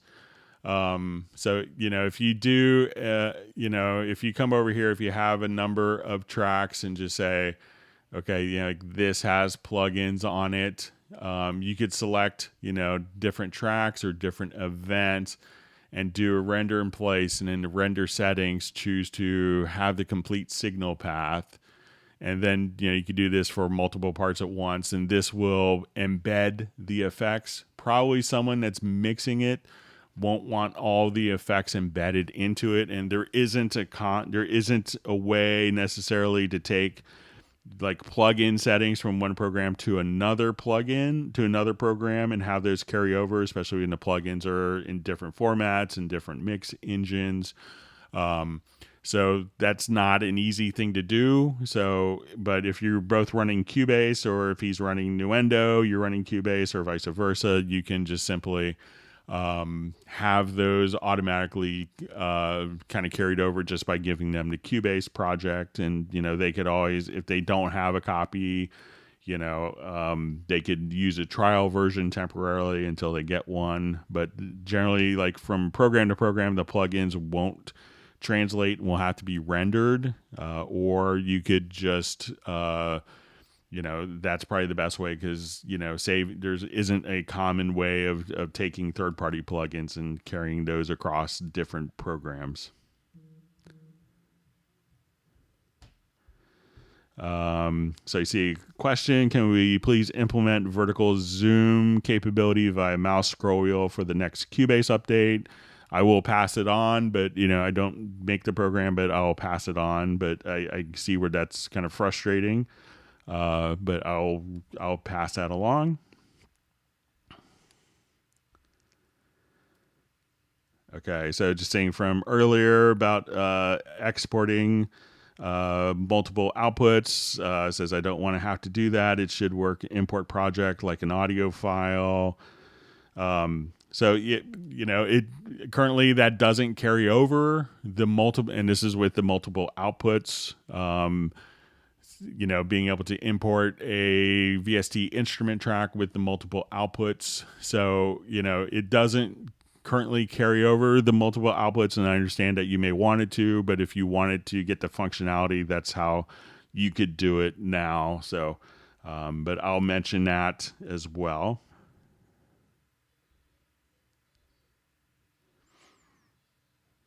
Okay.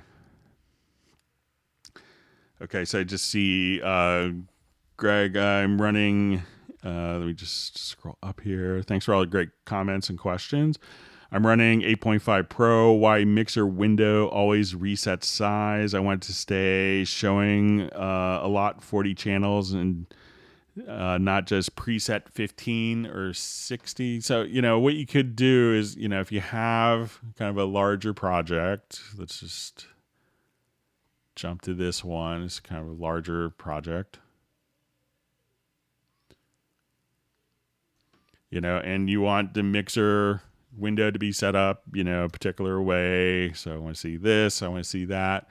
Is, just store, come here to configurations and just add a configuration. So this way you can say, I want to see it, more channels. And we'll call this, Mr. Magoo, bad eyesight. And then you can just simply, go between, your different, configurations here. So, you could try to just switch between different configurations. And then you could also set up, workspaces as well. So let's see if I add a workspace here, I'll do it to project.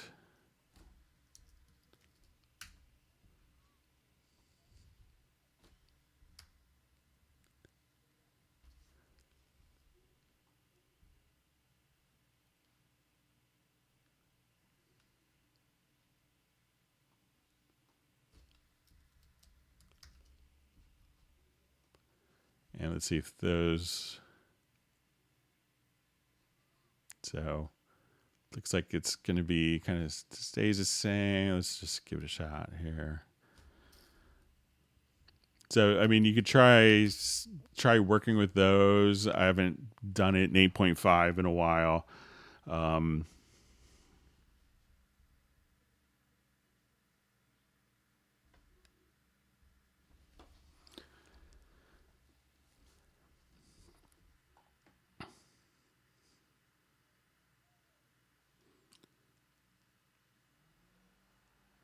Okay, so let's move on.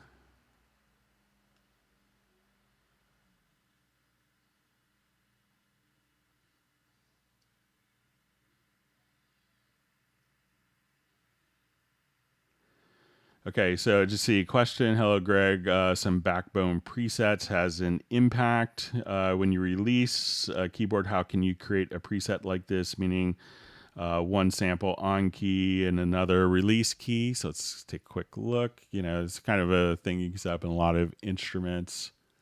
I'm not a Backbone expert yet. Just have a bunch of other projects. But let's take a look at some of the impacts, or maybe a whoosh. So let's just try.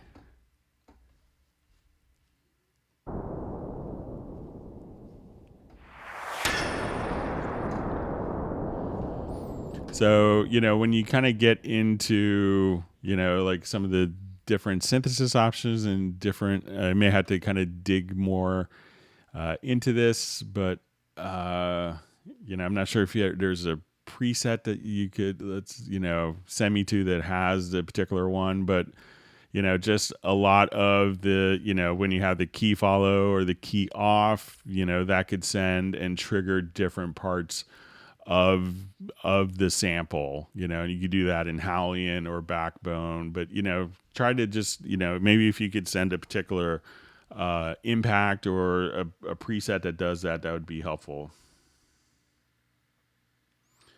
All right, so just seeing more comments about the, importing the VST with multiple outputs. So, definitely pass it on. And it says, and point that you mentioned was I bought 10.5 for this particular promise that you could import tracks from project, and really all you can do is import tracks from audio sources. They should have disclosed that. No, it's a lot more than just audio sources, because you could import groups, you could import folders, you could import effects tracks. But I understand your frustration, and I'll pass your frustration along.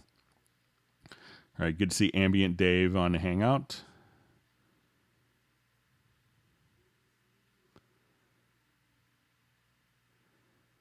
Okay.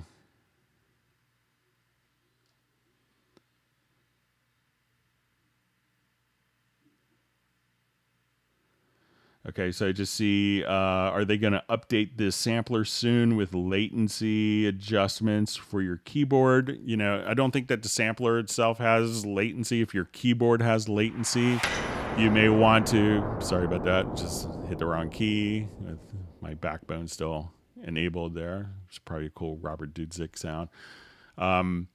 The sampler track itself doesn't have latency. If it does have latency, let's just say if I wanted to jump here, let me just create,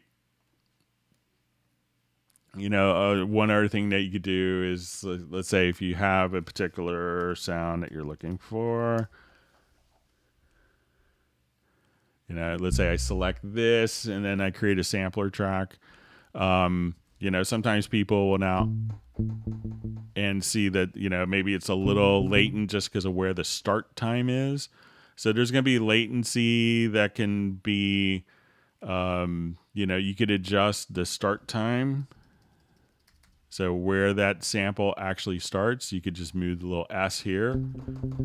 But, if it's, if your keyboard is latent and late and delayed when you do that, try going to, select your audio interface under Studio menu to Studio Setup and go to your control panel and be able and just adjust your size. So the sampler track itself doesn't have latency. Your buffers for your audio interface may.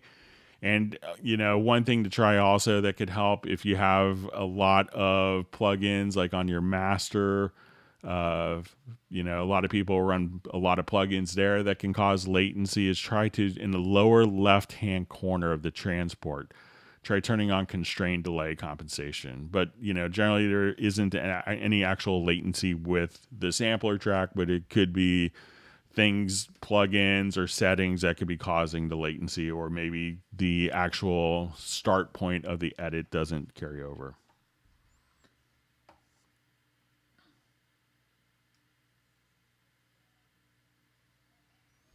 Okay, so I just see a question. Does more cores provide better performance than better single core performance? It could really depend on what you're doing. So some plugins and instruments will scale better across multiple cores, and are basically, maybe playing samples that don't take a lot of CPU power. If you're doing, 20 different reverbs, that could take more processing power, where the faster the processor could benefit, that usage. So it would really depend on different parts of the program will benefit differently from faster cores or more cores.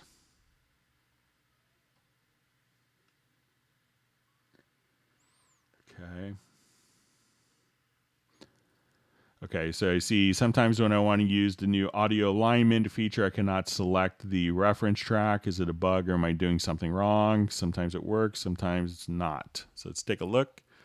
I've always had it kind of be fairly reliable.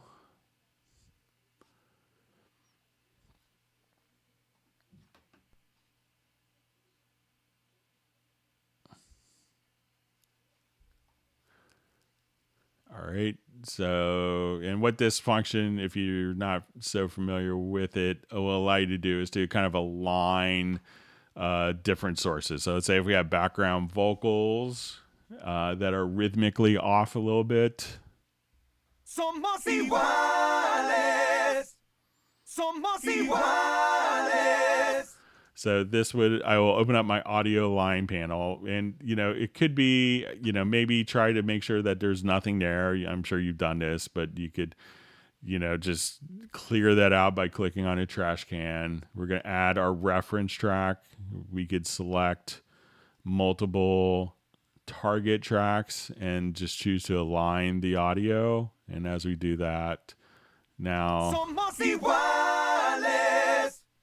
Somos iguales. so I haven't ever had an issue adding a reference track or a target track, but make sure that it's cleared out.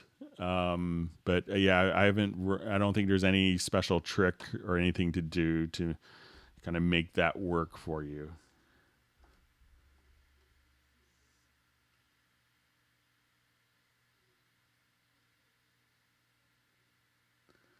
Okay.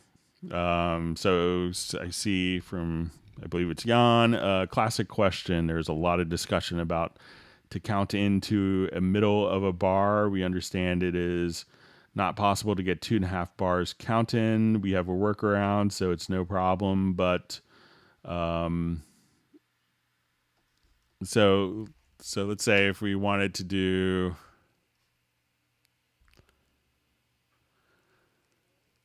so let's say if you want a 2.5 bar count in, I mean, you could always kind of manually make a pre-roll. So let's say if we're here, we'll just do a new empty project.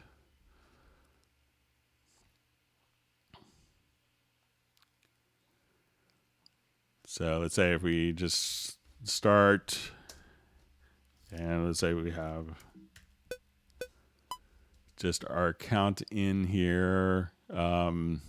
So, you could, like, when you hit record, and let me just set,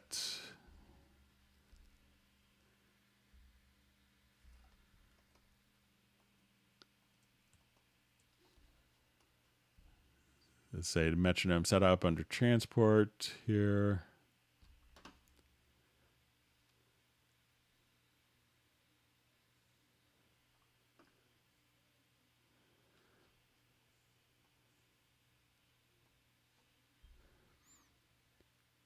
Okay, so let's just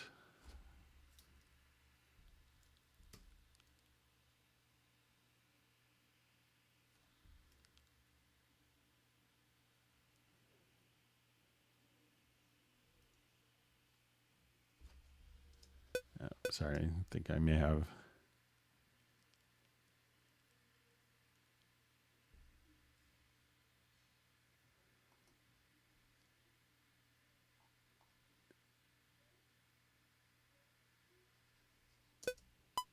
so, you could manually set up, -3 bars and have it done. So, I mean, kind of, it's the first time I've had a request for 2.5 bars as a count in versus 1 bar or 2 bars.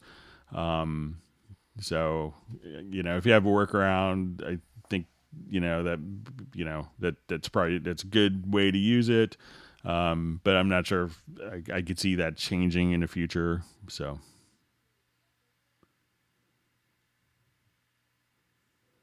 okay, let's just move on.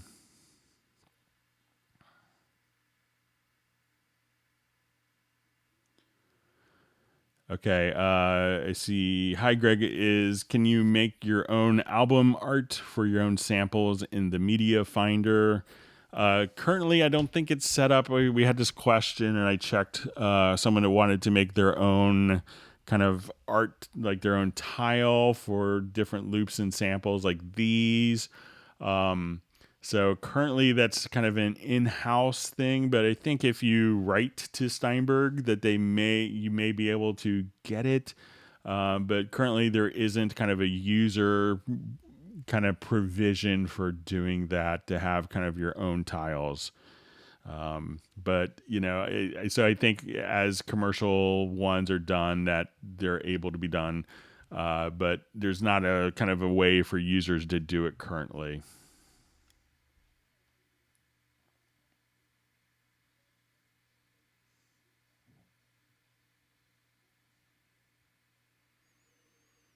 Okay, so just seeing maybe about the sampler track, that it's a velocity adjustment.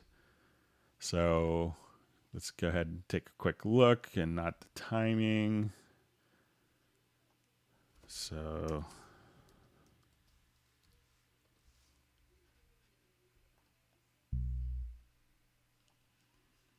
we'll add that.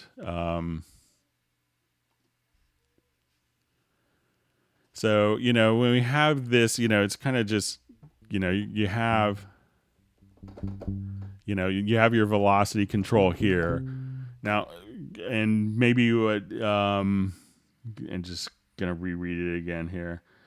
So, as you do this, is really kind of meant to be a very, quick and dirty, very fast way of coming up with different samples. So if you're talking about having, multiple layers, like to trigger different samples, but since it's a mono sample, since there's only one sample per sampler track, that's why you may not see like, controls for velocity switching between different samples. But as you can hear, just, your velocity is kind of... Okay, so just see a comment. Please tell Steinberg to put the note repeat function in the Groove Agent SE version or the sampler.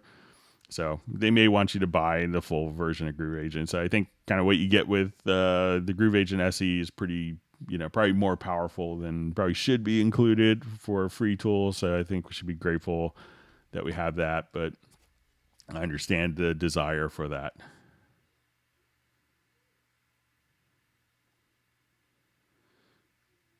Okay, so more on the velocity. I think we kind of covered that. Just a further comment. I mean, there's no MIDI velocity in the sampler. Like if you make a MIDI track, you can adjust the velocity to 127. So, again, it's just based on the velocity that you input. And you saw before how we could adjust, velocities in the parts. Okay, so a question, audio to MIDI, pleased. So let's take a look.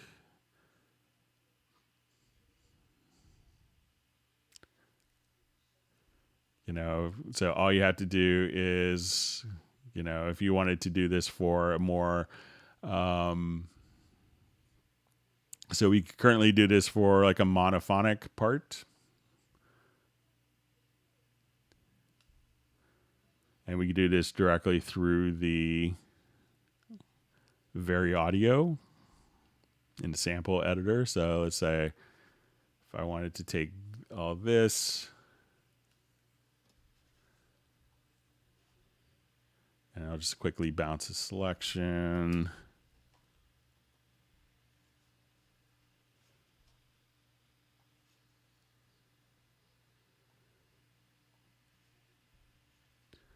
So if you go, once you have everything kind of configured here, we could just go directly to your functions and just say extract MIDI. And at this point, just hit OK, and that will automatically place it, on. You could do it with, notes and expression curve. You could also just have that place on the first selected track or directly to a new MIDI track, etc. So just kind of do it directly from your functions and choose extract MIDI. So it doesn't do polyphonic detection. So it's kind of designed for monophonic at this point.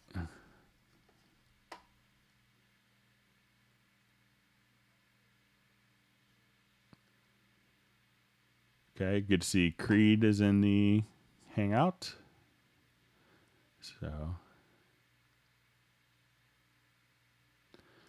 Okay, so we had this question, I think the last three Hangouts, is Steinberg considering increasing the max number of VCA faders above 32? So it's already kind of passed on. So but we haven't had many requests for it, but I'll, again, it's already been passed on. So we'll just so you know.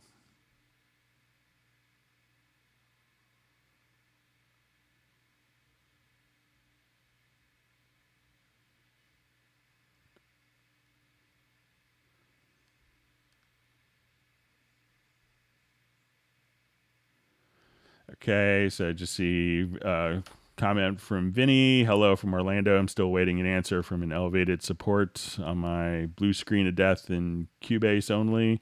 So again, it's, if I was to, start to try to isolate that, it's going to be, I would say 99.9% pretty sure that it's going to be hardware related that's causing it. So I would, start to look at that. All right. So just see, I got another. So see, Greg, can you explain AES 17? So let me just Google it real quick and see if it's what I think.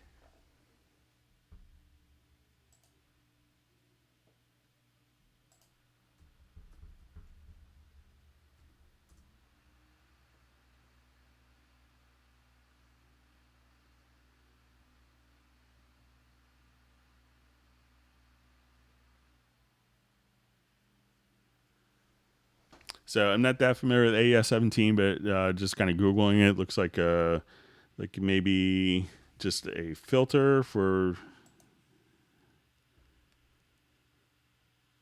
measuring digital audio equipment, but I'm not an expert in it, so I don't know much. So I probably wouldn't do much beyond reading a Google search for you, so I won't waste your time.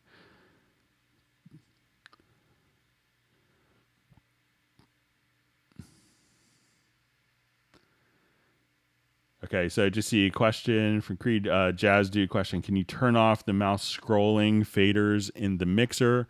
So currently, it's we've had requests for that, and I've passed it along in the past. Just we have a lot of people that accidentally just adjust fader values here, and they don't want that. A lot of people love it, and a lot of people use the scroll wheel as their primary control surface.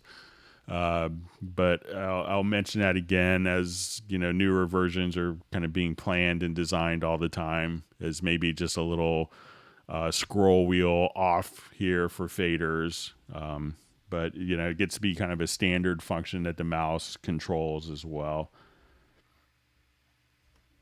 All right, so we have someone else from Australia, so from Adelaide. Great to have you on Hangout. He says it's quiet on the night shift, so that's good.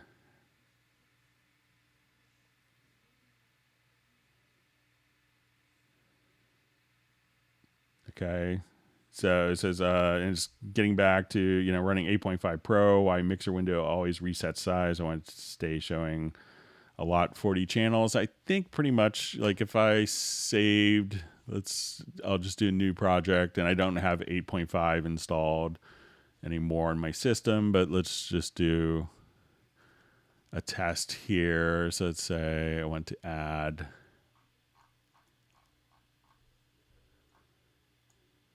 .40 audio tracks, and let's say I want my mix console to be saved super wide. So let's say I want it to be saved with 40 channels like this.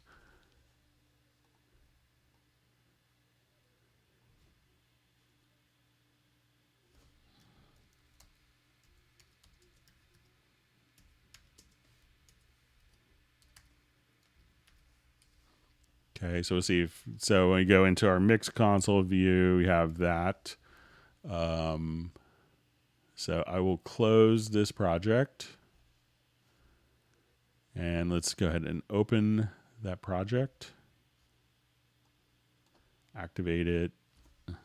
Then we'll go to our mixer view. So the mixer view kind of stays the same as where I left it. So maybe if anyone else has 8.5, if depending on where you save the project, if it's that's it seems to be where it's actually where it was in the project, that information is stored within the project.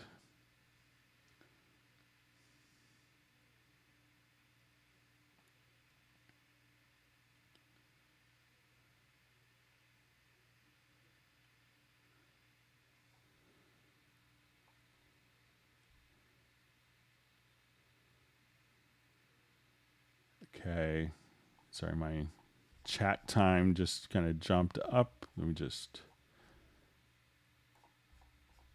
navigate back.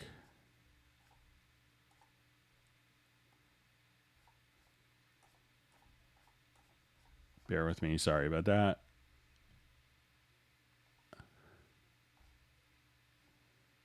Okay, so I may have lost. See if I can go back. I have two different chat lines going. So let me see if I can get caught up on the other one.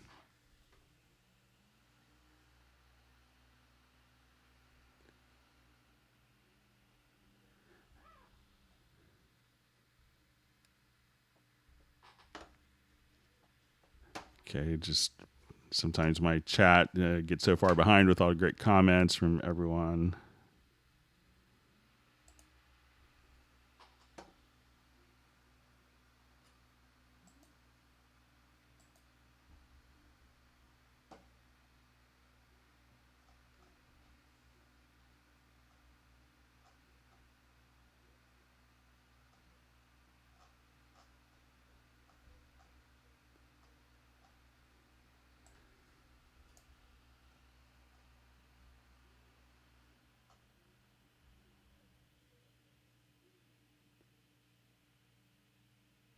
Okay, so I lost some of the comments from my chat. It kind of reset itself. So I apologize for that.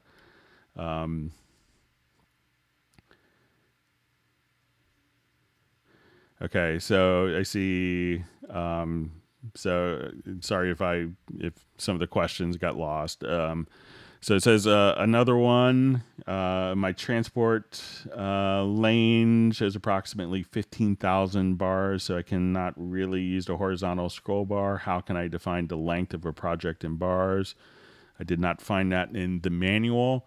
So I think if you go to the project setup, you hit Shift S or go to your project menu to project setup at the bottom. And then I think it's here we could set project duration. So, here we could, and this will be, hours, minutes, frames, or hours, seconds, milliseconds. So you could so if you have this set for, 15 hours, you could kind of just scroll, for forever if you want to do that. But again, if you want to adjust that, just kind of go directly to the project duration, and then you could set the duration there. So I've seen it sometimes. I remember working with Eric Johnson's engineer, and he couldn't zoom in like all the way near the sample level, and he had his project length set for 2 days or something like that.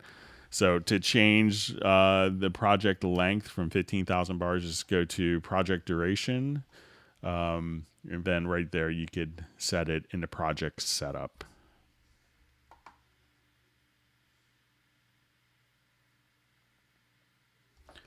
So question, hi Greg, is it okay to move the stock template files from directory? The Cubase puts them into the program folder at the moment. They are in the user area, Windows 10. Yeah, it's okay to move it, just as long as you kind of keep, if you keep track of it. But yeah, you can freely move those around wherever you want. So.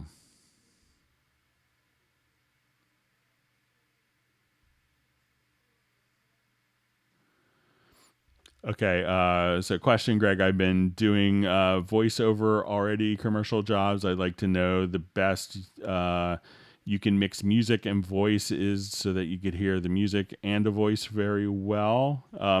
So it's really kind of the same functions. I'll just do a new project here quickly. And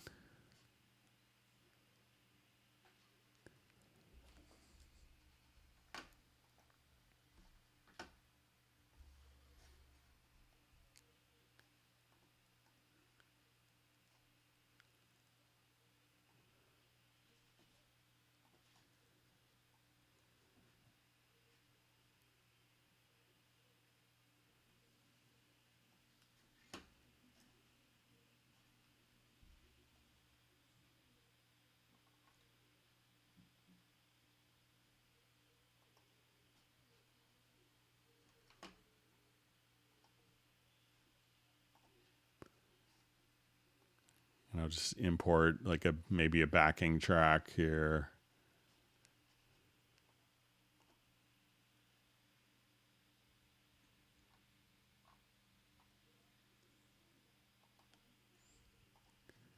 It's going to be very similar to, making, all right, I'll just not do an Adobe update in the middle of my Hangout. Well, as a sports writer nerd, I'll get covered. I'll let you do that later after that race. Well, listen, that entire experience on Sunday, so if you have, from the pre-race all the way through the victory. You could also do ducking. So if I wanted to, let's say if I had this kind of split up a little bit, so I'll come here and hold down my Alt and Option key, and let's say I'll just separate these out.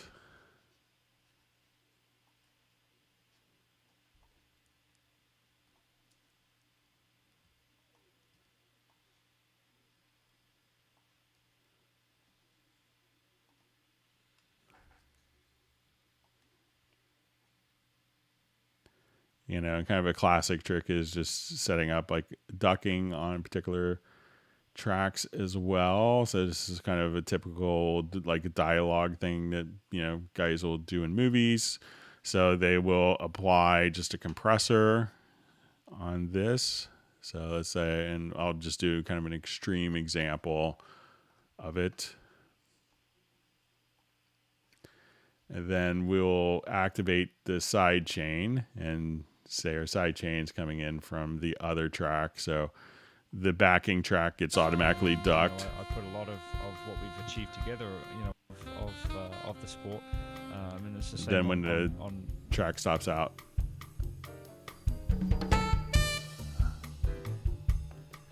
So when this comes in, most races won, but I don't know. I think stats for me are something. So as soon as the voice comes in, the backing tracks get ducked. And voice stops.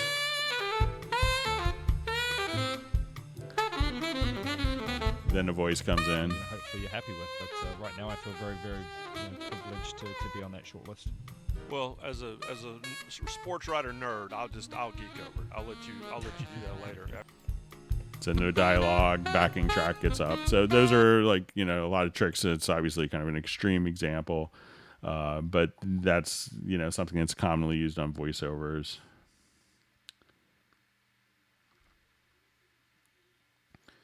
All right, so I see Pinder kind of mentioned the Pink Panther from Village Inn, 1 minute 41 seconds. So I'll take a listen to that. If you want to ask on the next Hangout, that'd be great. I see other people mentioning side chaining for music that ducks. All right, so again, just kind of seeing people asking kind of the same questions repeatedly. So if we could try to avoid that, that'd be appreciated.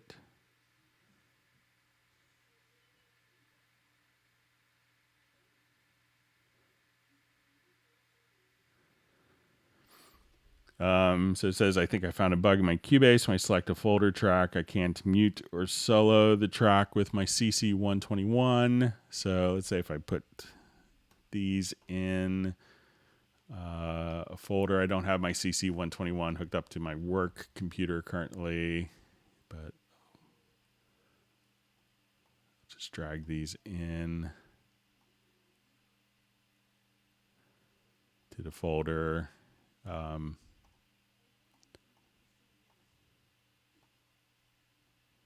So I will take a look at that, Terry, if you want to send me an email, and I can follow up with you on the next Hangout on Friday.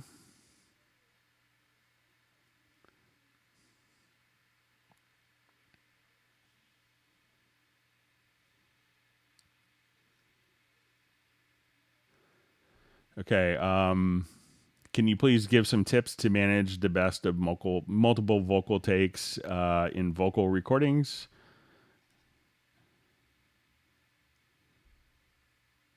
Okay, so let's go ahead and I think if you've done like multiple, if you wanted to create kind of like a comp of different takes, that is a that's a fairly easy process in Cubase. So if you've recorded multiple passes on the same track, like if I come here, we can go to, let's say we have our audio folder here, and these have all been recorded kind of multiple takes. So just like a bass part, but, and so we have, as you record, different recordings will be kind of placed on top of each other. I will click here to show lanes. And then once you do that, you could select the comping tool, which is this little hand tool. So once I do that, we can now kind of, break apart different sections. If you want to hold down your control, you could audition each of the different passes here and say, I want that one. I want to listen to, then let's say I want this tool. So instead of having to split and mute multiple parts, I could just kind of come here and select the different parts and come up with the best performance, the best take. And then once I close that, then all those takes can be consolidated into one performance for you. So that's kind of an easy way. And if you're passing this on to someone else just to make their life a zillion times easier, select these and go to audio and just say bounce selection. And that way you pass on one event as opposed to passing on a bunch of comped files that may not translate to their program if they're not smart enough to be running Cubase or Nuendo. All right. Sorry, lots of calls coming in today. Okay. Hi, Greg. Is it possible to select an audio MIDI clip and do insert silence as you do with the range tool? So I think, if we select a clip here, and let's say if you hit the letter P, and let's say we get a range here and insert silence, that'll just kind of knock it over based upon the left and right locator position. So if I want the insert silence here, whatever I have selected, hit the letter P, and that will move the left and right locators to that event, and then go to range and choose insert silence, and then everything will kind of get knocked over to the right, inserting that range of silence for you. I see a comment. Hi, Greg. I made the upgrade to Nuendo from Cubase. Loving it. And that's great to hear. That was a great promotion. I think it just ended. All right. Seeing other people, probably to our comment earlier about AMD and Intel. So a lot of people saying AMD. So one comment is Intel is single-threaded focus. AMD is multi-threaded focus. Okay.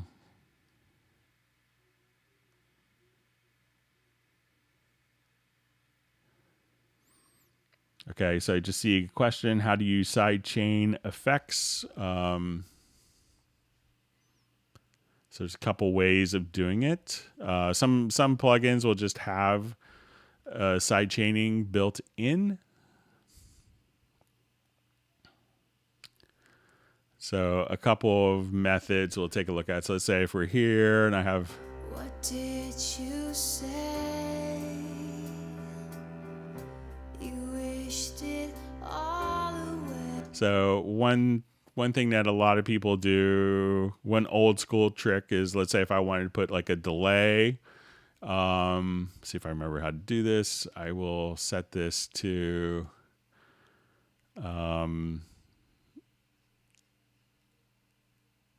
and let's just come here. So if I add an effects channel,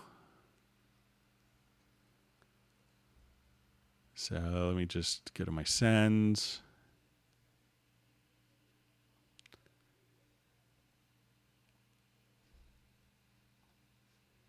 And I'll just add a send.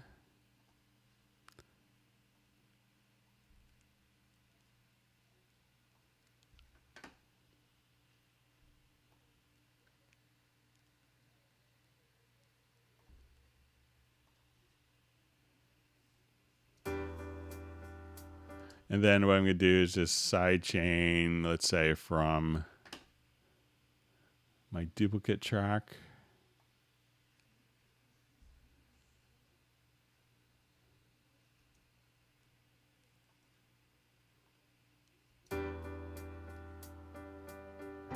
What did you say? And I think I may have to mute this one. Let me just see if I remember this process. Or send it to no bus. What did you say? But what I tend to do now is use there's a method to kind of sidechaining a duplicated track. And I did a tutorial video on it, just kind of having a brain cramp. But if we come over here to our sends on this one of the tricks that you could do is when you get to the new multi-tap delay, is there's kind of a built-in sidechain, built-in ducker here. So let's say as we're playing around with this,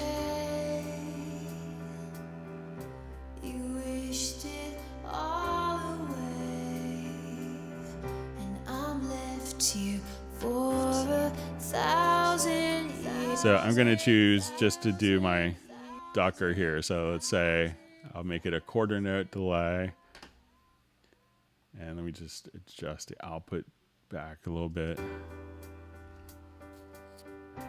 What did you say?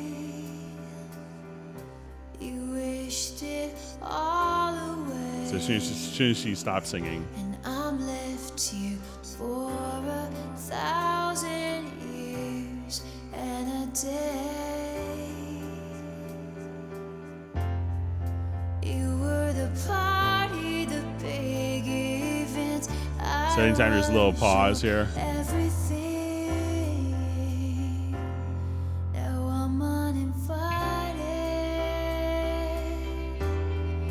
I'm on the outside. and what some people do also is they will come over here and say, okay, you want to add, let's say if I wanted to do the reverb. So I wanted like a really large reverb, an obnoxious reverb here. What did you say? Is they'll go to the effects return channel. So let's say, all right, so we'll go to the effects channels. Let's say for a revelation, and open this up, and they'll move the revelation down and put a compressor before.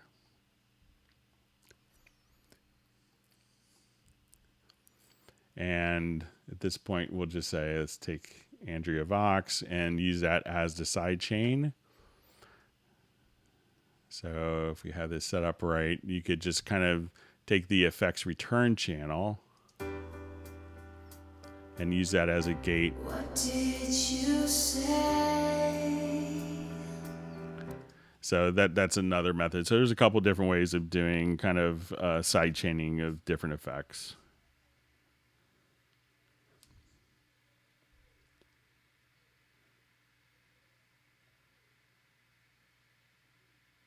Okay, so just reading, Greg, my question was for audio inserts when using Cubase presets for effects. Some have no way of resetting to no effects after you insert Cubase effect patch. There should be a reset patch. Okay, so let's just try real quick. Let's say if I wanted to come to this, I have an insert.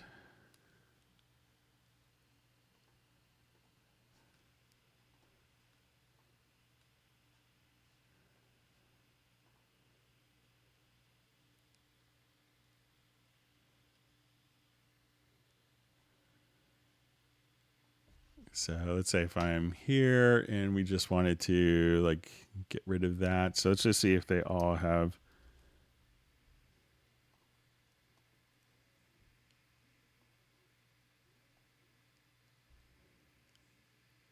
Let's see if there's a way.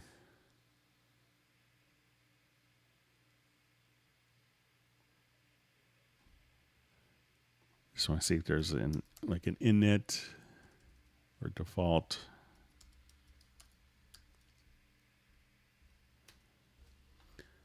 So I can see where, where it won't allow you to, I think, as soon as let's see what happens when we just drop a plugin in.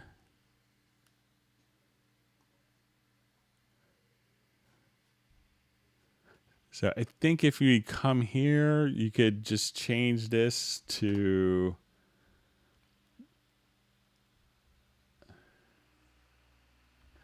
I'm just seeing if there's a quick way. I'll play around with it a little more if you want to send an email to Club Cubase at steinberg.de to see if there's a way to.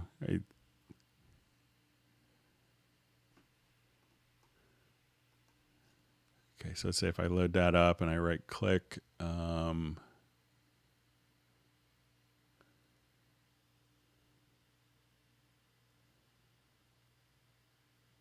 yeah, so I think I see what you mean, that you can't just jump back to kind of default state, but you could just hit, see if you hit, so let's say if I come here, I go to,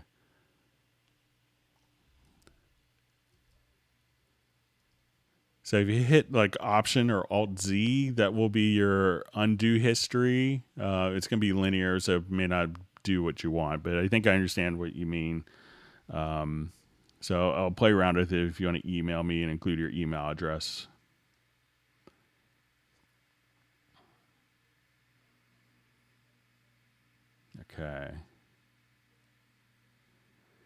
Okay, so I see question. I have my old Casio CZ5000 with the song. It has 8 tracks. I loaded it in Cubase 10, but I can't load the tracks of CZ5000 separately. Always were merged in one channel. Can I fix it? So if you have, if you transferred everything over and it's in one track of MIDI, what you want to do is come over here. So you probably have multiple MIDI channels going on in your part. So let's say we have a MIDI track.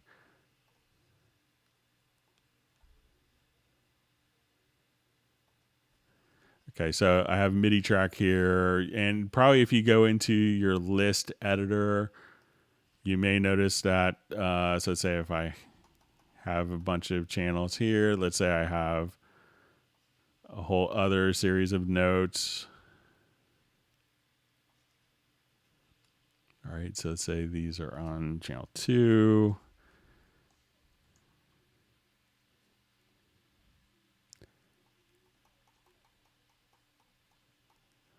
And let's say these will be on different channel 3.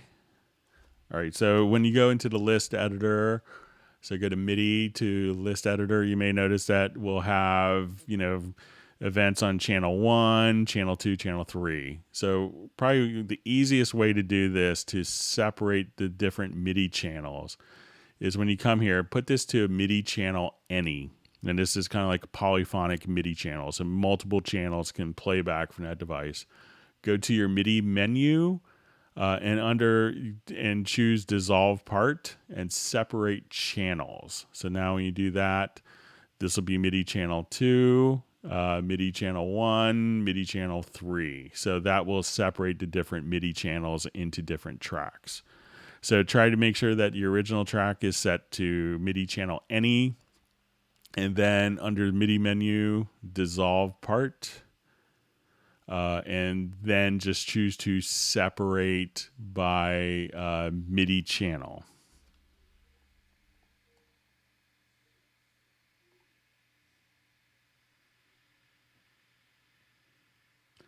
Okay, so let's go on. And if you have learned a new tip or trick, please feel free to go ahead and give a thumbs up and subscribe to the channel.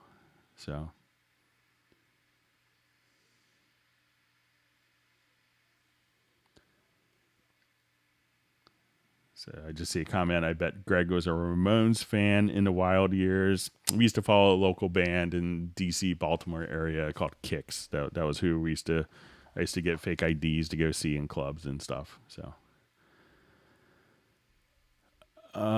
Greg, what's your favorite VSTi? I would say my desert VST instrument would be Hallian, just because it does so much. It's an amazing synthesizer, being able to do playback sample libraries and blend all those things and being able to sample directly into it. I've had fun resampling a bunch of older keyboards whose batteries are slowly dying and are really hard to replace. So I think if I had to have one VST instrument, I may pick Hallian. I use Groove Agent all the time. And find that just really, great to play along with and for ideas. But if I had, one, like I could get by on so much of my work with just Hallian, Groove Agent, and one Retrolog. And Pad Shop is also really great. But if I had to pick one, my Desert Island single VSTi would probably be Hallian. So I see a question, Greg, do you do collabs? Yeah, I mean, I've done a lot of production stuff over the years. I do lots of online consulting and stuff as well for people. So, and help out a lot of different people. So, all right. So we have someone checking in from Turkey. Okay, so someone says, that's cool. I was wondering how you could use a logical editor. That's great for lengths. Awesome. Yeah, the logical editor, once you kind of get into it, gets to be, you could do so much so fast. It's really very compelling. So, seeing comment, my son can never have too much fun. Yeah, we want to make sure he's happy. So he's been stuck inside a lot over the last few months.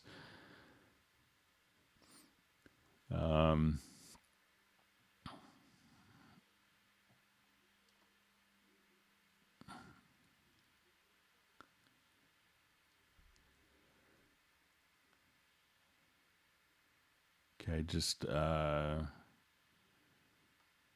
reading through comments. So lots of great discussion.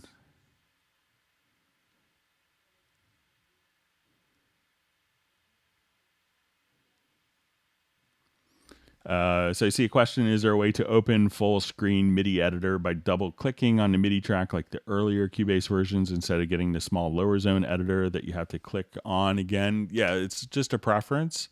So when you go to Cubase to preferences and you see editors, so you can say double click opens editor in lower zone or opens editor in a window. So now when I double click on a part, it's going to be just in a separate window, just like that. So it's really just as easy as going to that preference in Cubase under editors. So just change that to double click opens editor in a window. Okay.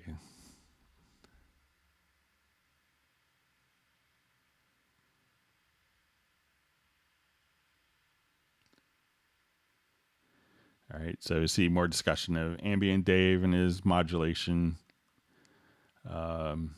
control that's kind of not functioning for him. Sorry about that. That's always a bummer when something doesn't work like that and something kind of dies, unfortunately.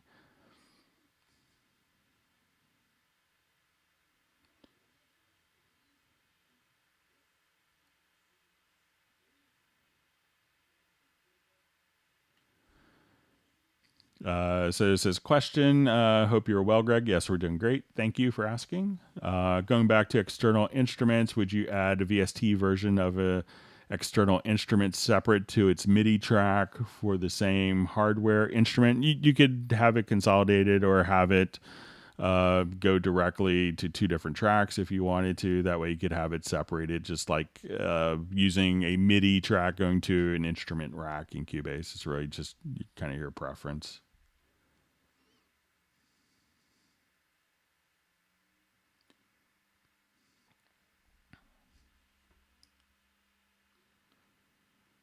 Okay.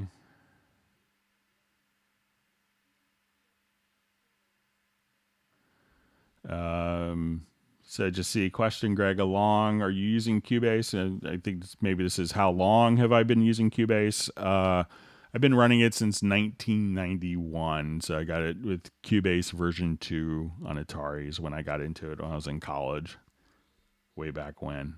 I'm too old now.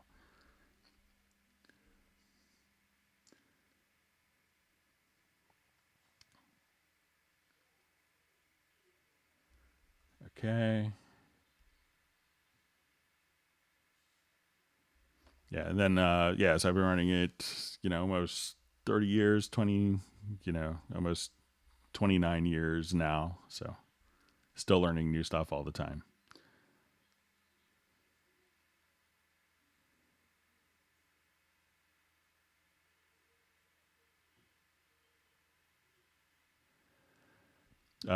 So question, is there a way to use the note repeat from Complete Control Keyboard with a Cubase sampler or Steinberg VSTs?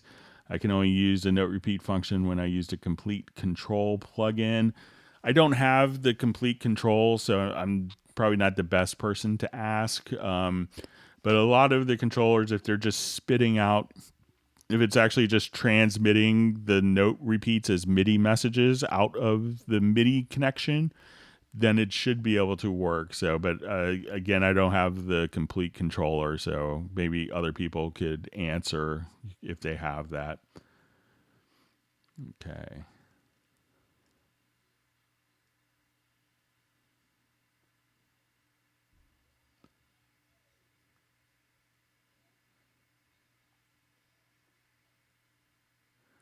See, interesting comment from Gareth. He may have started around the same time I did. My first PC had 4 megabytes of memory, and that was so much back then. It was great.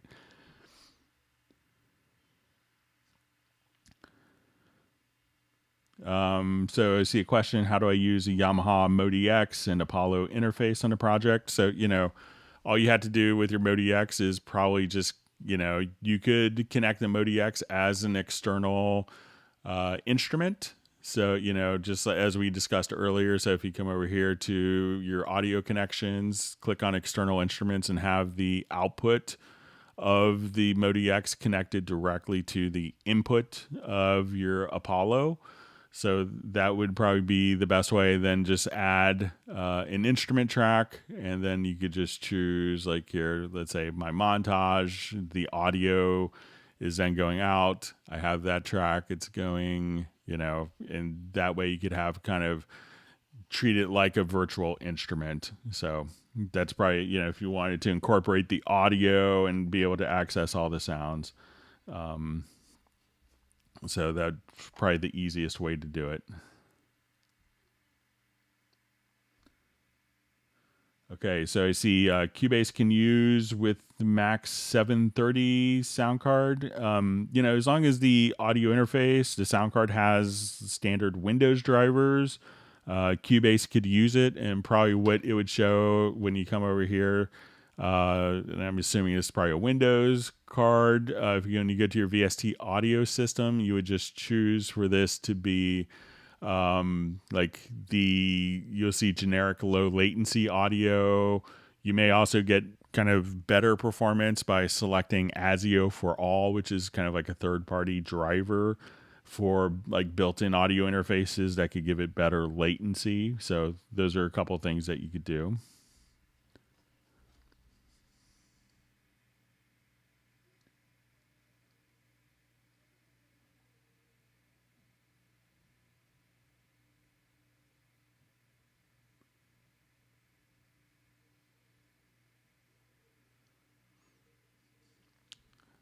So I see a comment from Jazz Dude. Wasn't the hard drive for Atari like 20 megabytes? I think the official Atari one, which I had, was 30 megabytes, connected through DMA port.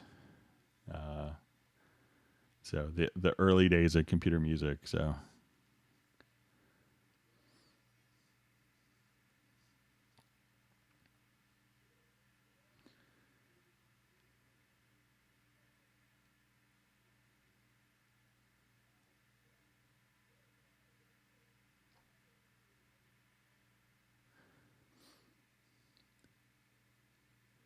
Okay, so is he just comment? I don't see questions. He's answering on YouTube questions. So often if you go way back in the discussion, so we just kind of go through them as chronologically as possible. Sometimes some of them get lost as the chat gets kind of updated.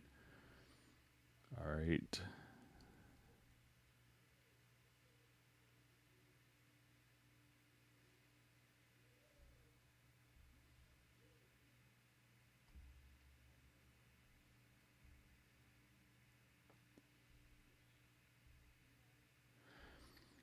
Okay, so I see question, Greg, what is the advantage of a template versus taking a project I like and deleting the events and using that as a template? So when you work with a template, the template doesn't have the template doesn't have a folder directory that's associated with it. So if you save a project and open it, all the files that you record will likely still get stored in that same project folder. But when we start a project from a template, that template doesn't have a folder where the files are predetermined to go, because you're going to define. So you choose the template, and then it's going to place it either in the default location, or I prefer to have prompt for project location. So that way the template doesn't have a record folder path. So that's why it could be a little cleaner, because if you take, a file without all the settings, and you just open that up and use that as your template, and you keep recording, all the audio files it's very easy for all the audio files, excuse me, for all those audio files to be placed into one common folder. When, for file organization's sake, you probably want each project to have its own unique audio files folder. I'm going to cough real quick and just mute my mic.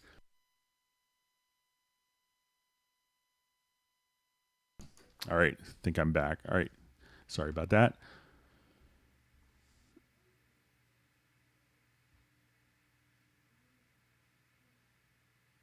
All right, so we have someone checking in from Italy with respect. Thank you.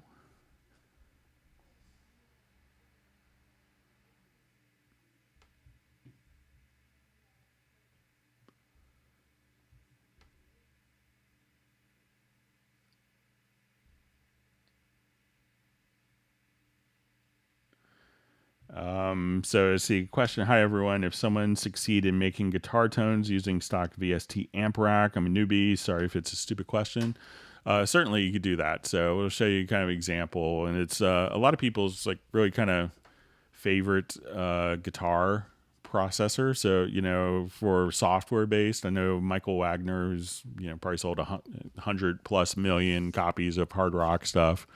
For software, it's his favorite guitar modeling, and he has every single amp, and is really into kind of the Kemper profiler as well. But let me just revert this, because we have some of the VST amp rack here, so it's kind of widely used by a lot of different people. So let's just kind of take a listen here. I think we have some. So in this project,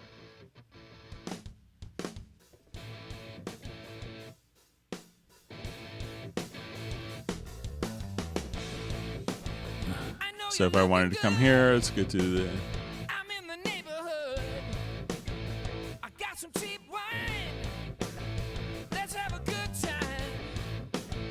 I never promised you. So if I wanted to just solo the guitars. And then let's go ahead and turn off the amp rack.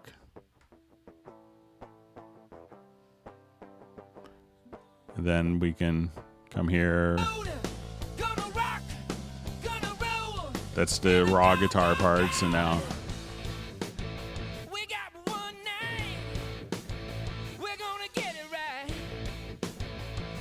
So it sits really well in the mix. So bypassed.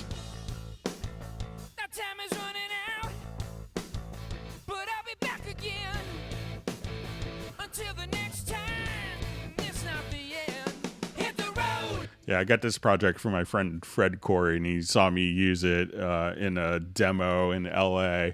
And he's like, "What did you do to make my project sound so better?" And I was like, "Oh, I muted the original guitar parts and just used a VST amp rack." He's like, "Oh, wow, that sounds great," And he's turned a bunch of people on into the VST amp rack as well. So it's surprisingly good, and probably exceeds many amp plugins and modeling that you would get from third-party companies. So you could definitely use it and get great results.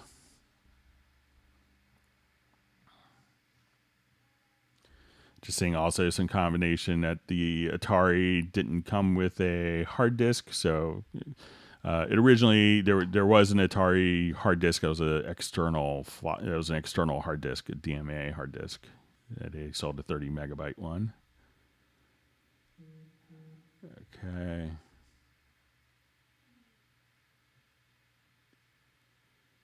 Yeah, so I see that someone mentioned it had a SCSI port, so I don't think there's a SCSI until the TT and the Falcon had SCSI.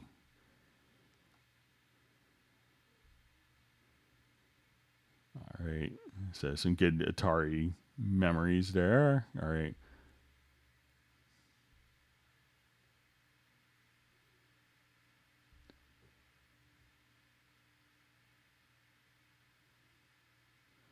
I just see a comment, the chat screen shifted to the bottom of the page instead of at the right side. So it depends on how big your, try adjusting the size of your browser window. So it depends on how big the video is. All right.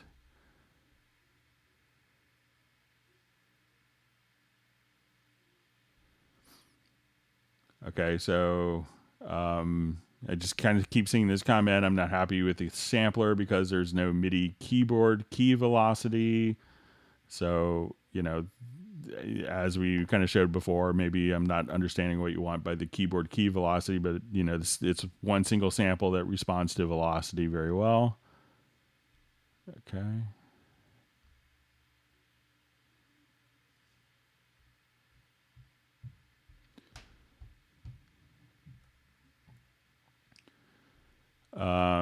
So I see question, can I import a Reaper project file into Cubase? You may be able to, Cubase won't read it natively, but you could probably save it maybe as an OMF or AAF or timestamped audio files, and you could take that into Cubase.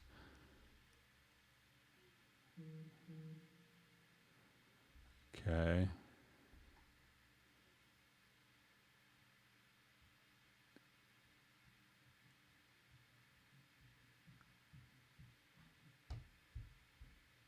Okay, lots of great discussion.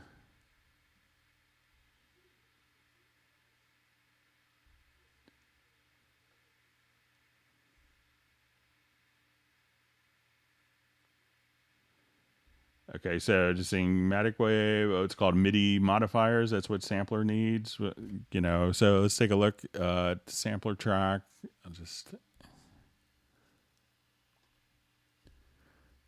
So as soon as you come over here,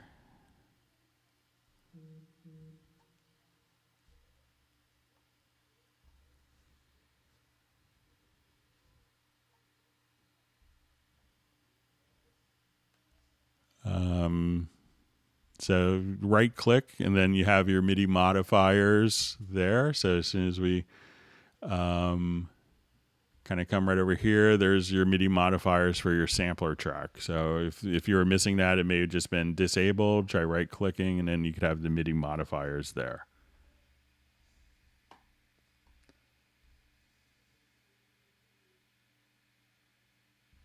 So I think you'll probably have it within the sampler track.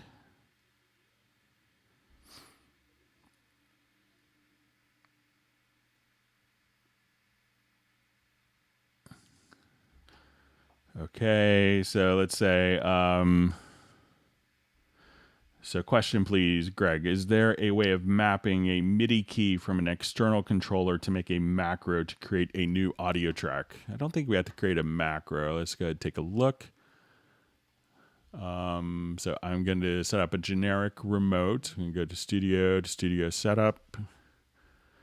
And let's go to generic remote. So we'll have this up for my Nectar, and I'll just come over here. I'm just going to hit a MIDI note. And capture to learn. And now I want this to do, it might be command, add track, add audio. Okay, so if I did everything right, I come here, hit the key, and then that's how you could do it. So you just add track. So at that point, we could, so again, go to your studio setup, just do whatever MIDI note you want it to be learned, and then go to fader 1, command, add track, audio. So now I could just hit that key, and it'll bring up the add audio track dialog, and hit enter, and it'll add the track for you.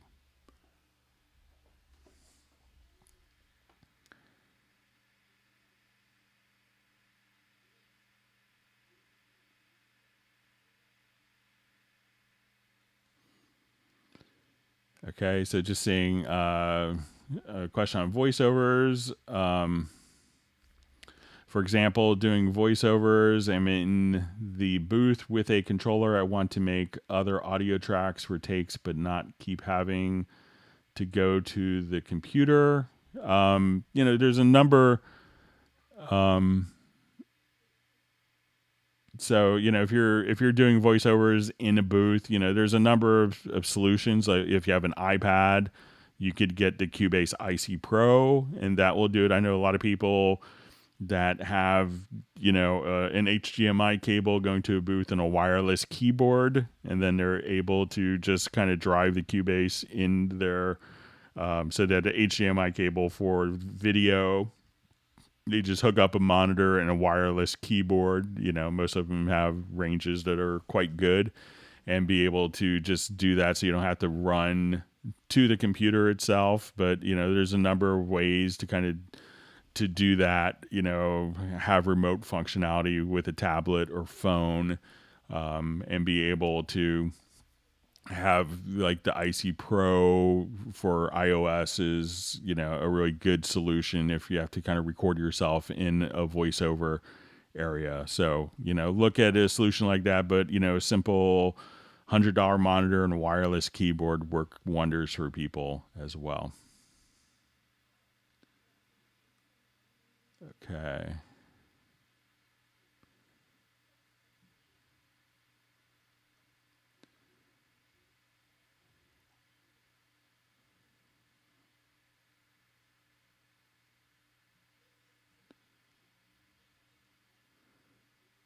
Okay. All right. So I just kind of more questions on the MIDI modifiers. So hopefully that'll do the trick for you.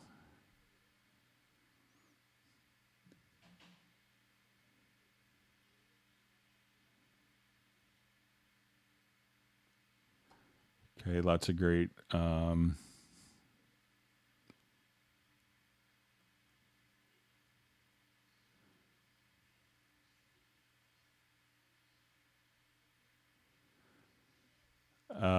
so I just see, hi Greg asked the last time about the shared copy for audio clips, logged in but late today, wondering if I figured out anything with that. I forgot to take a look at that, but I'll add it to my list for next time. Sorry about that.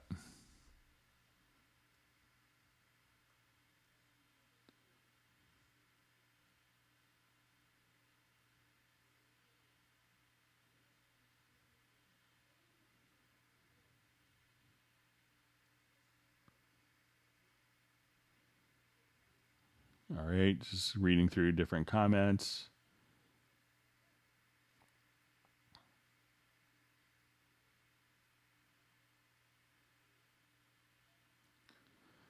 Okay, so I see a question. Hi, Greg. Thanks for sharing all your tips and tricks. How can I change the BPM of a Cubase Pro 10.5 project with a key command and or hardware MIDI controller? Do you know which brands, models? So let's jump over to our project here that's kind of maybe set up for this. Let's say if I jump to this one, let me just revert it.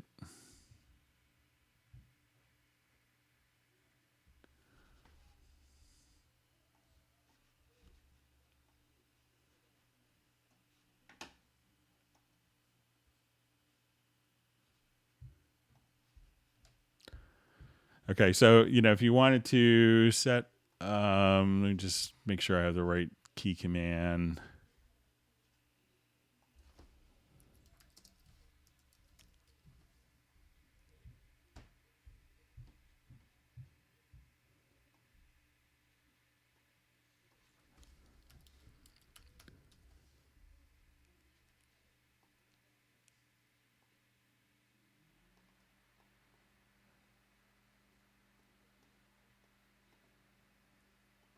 I think we just go under transport.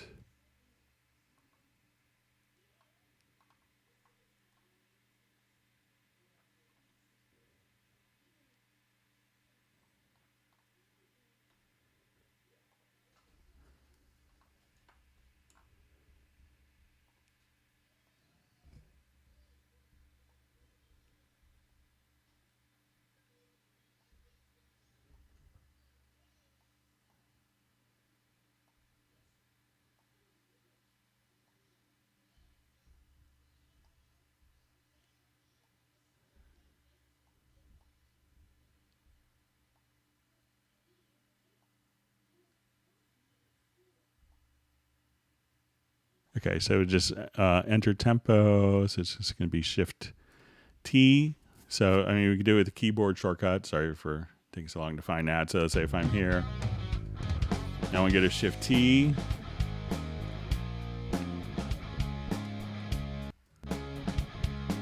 So as soon as I hit Shift T, I could just now type the tempo in. So I want to be 88. Shift T, 112.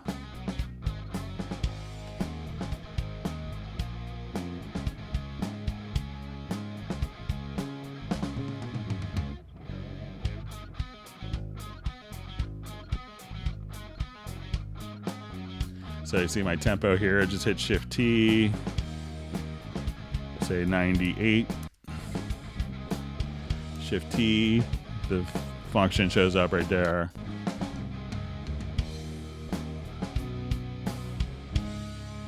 And then you could, if your tracks are in musical mode, they will automatically follow. So while you're doing this, just use Shift T and say 76. Shift T, 112.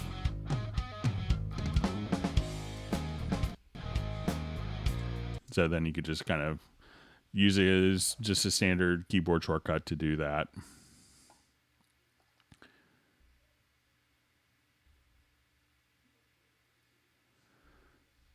Okay, what does constrained delay compensation do? Okay, so a lot of times when people are tracking, it's pretty common for people to kind of have large plugins. So let's say if I have like a multi-band compressor and a few multi-band expanders, and let's say as I do this, we could have, let's say, convolution reverb. Some plugins will take more processing time than others.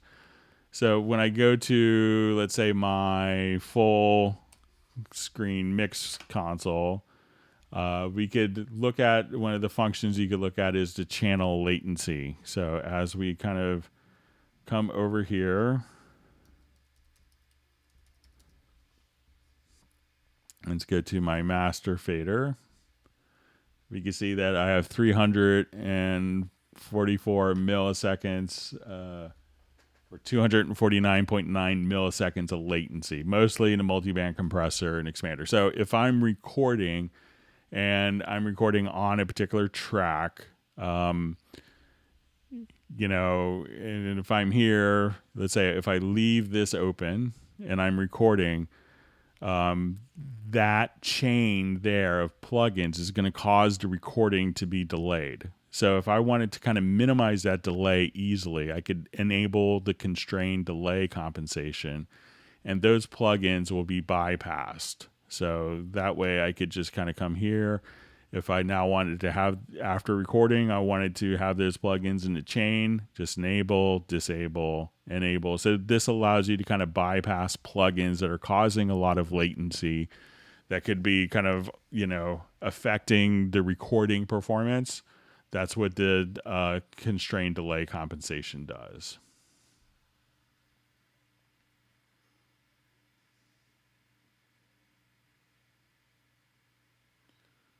Okay, so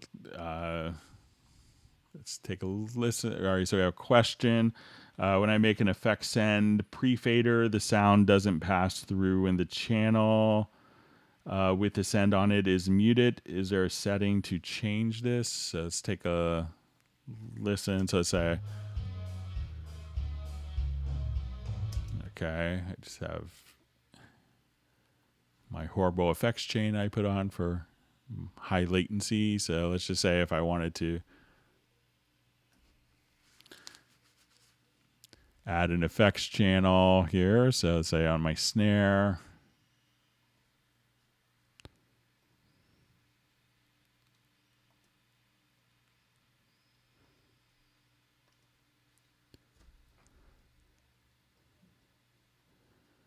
okay, so let's say I'm here, and let's just fast forward a little bit.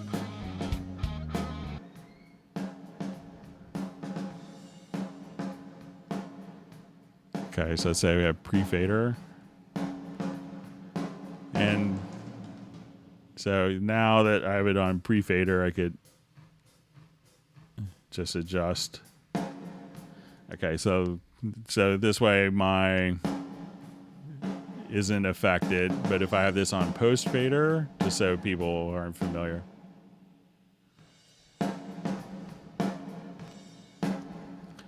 Okay, so it says when I make a send pre-fader, just going back to your question here, the sound doesn't pass through when the channel with the send on is muted. Is there a setting that can change this? So let's say,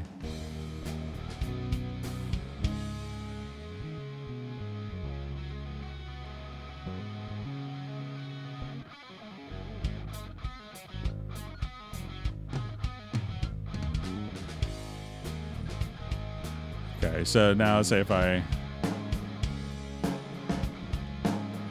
all right, so it says the sound doesn't pass through when the channel to send on is muted. Is there a setting to change this? Well, I think, by putting it in pre-fader, it's going to be, if there's no signal because it's muted, so let's say if I switch this to post-fader,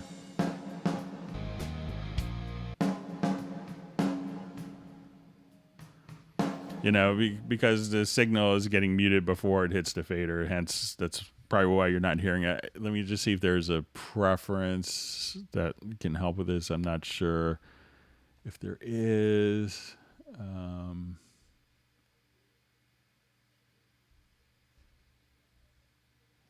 Maybe this one, say mute pre-send when mute. Let's see if that does it.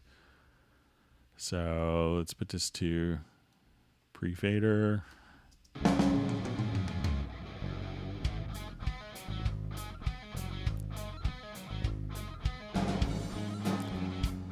Yeah, so it looks like that did it. So go to your preferences, and under VST, unchecking mute pre-send when mute.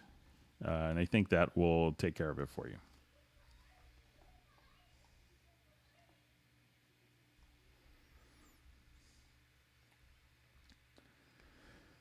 All right, question. Hello, Greg. Keep getting intermittent message saying I've removed my R16 interface and should choose onboard driver, have reinstalled Zoom driver. Any suggestions, please?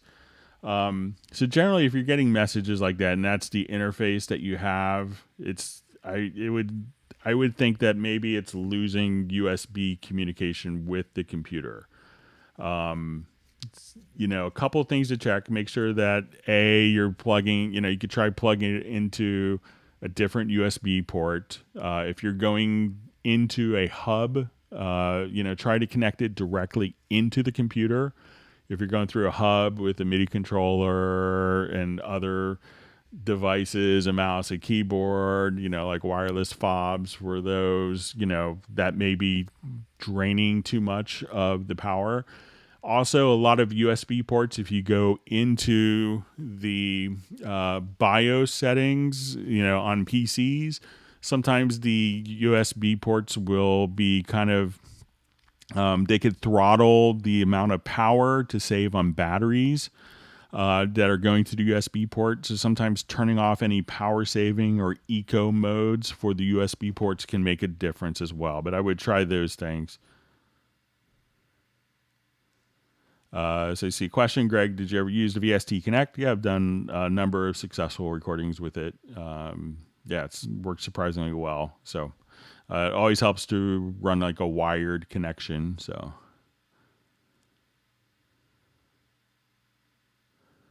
you see a question, how can I change the panning view like here in the mixer now? So it could be with a particular project.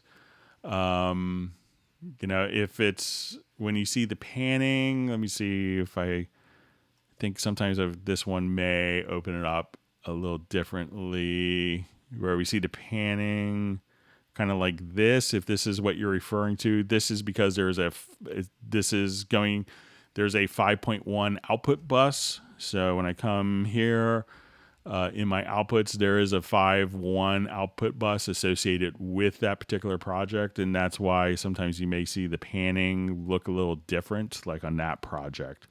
But if I got rid of that 5.1 bus in my outputs, you'll notice that the panning will change accordingly. So it could be maybe that. So let's say if I remove the 5.1 bus, you'll see the panning kind of go back to maybe it looks like normally. So if that was what looked different, that could be causing it, just the addition of a 5.1 bus.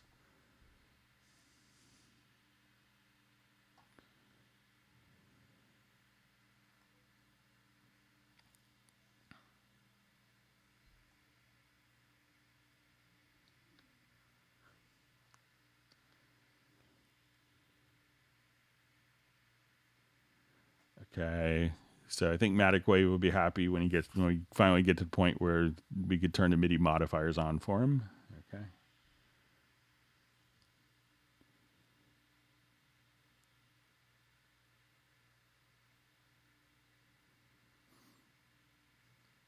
Okay.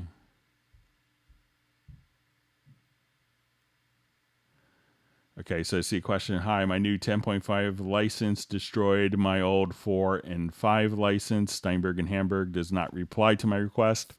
So it probably didn't destroy it. It probably, if you upgraded to version 10.5, that's that license, so your Cubase 4, your Cubase 5 license, whichever one you had, was upgraded to 10.5, but your 10.5 license will go back to SX1. So even though you have a 10.5 license, it was still going to run your Cubase, 9, your Cubase 8 range, 7, 6, 5, 4, 3, 2, back to SX.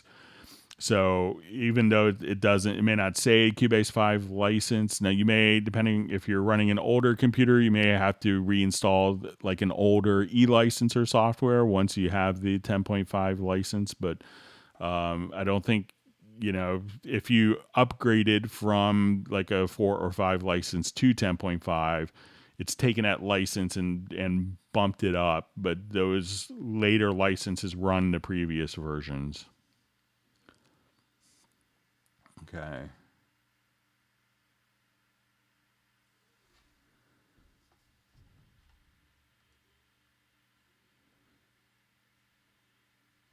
Okay, and other people kind of repeating just what I said, just probably an hour earlier.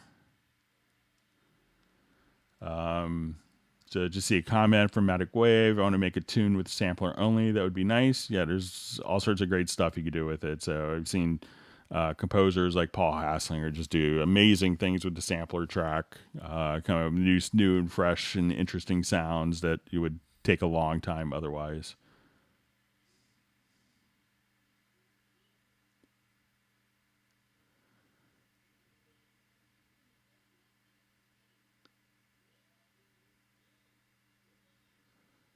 Okay, just reading through more comments. Lots of great discussion. And if you've learned a new tip or trick, please feel free to give a thumbs up for the Hangout.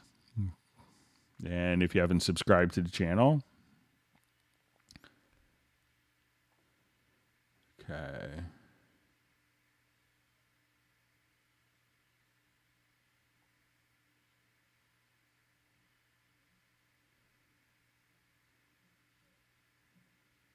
Just reading through more comments.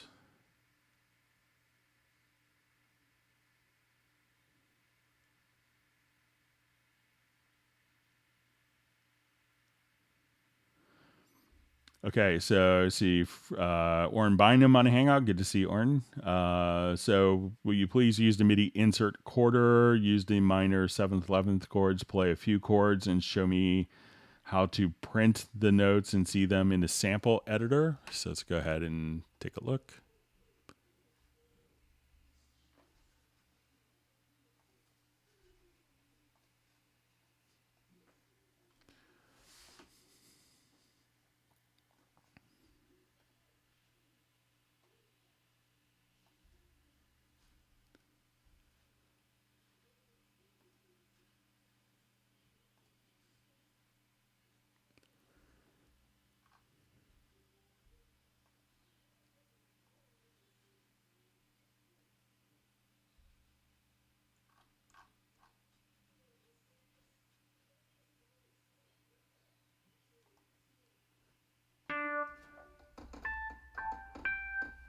Okay, so let me just go to my MIDI insert of the quarter.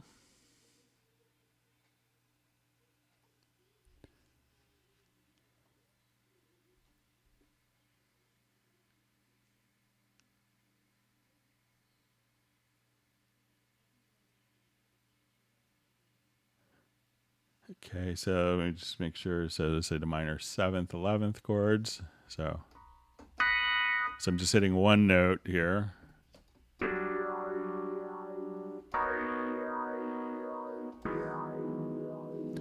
Okay, so let's say I want to just record this. So I'm going to click on the record icon here. And let's just come here and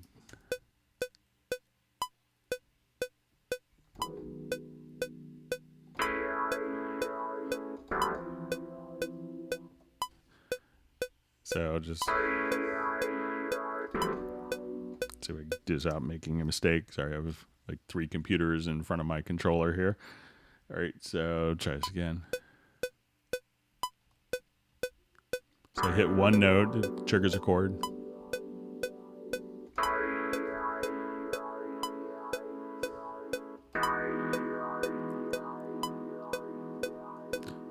So we can now see our chords kind of laid out for us. Now, if I didn't have that button turned on, what I could do is as I'm recording, it would just still sound the same, but it would just record a single note.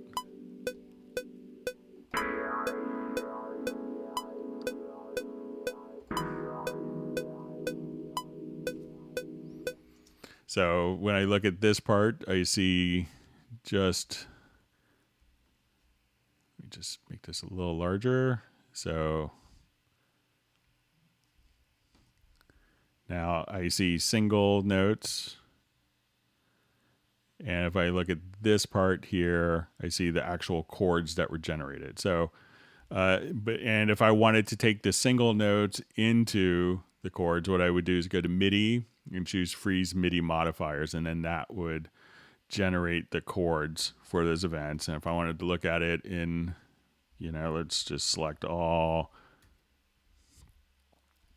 And then at this point, I could, just look at it in the notation view. So if I want to split this, so just come over here, say, let's do split, then apply. So I could just kind of see my chords that I recorded right there.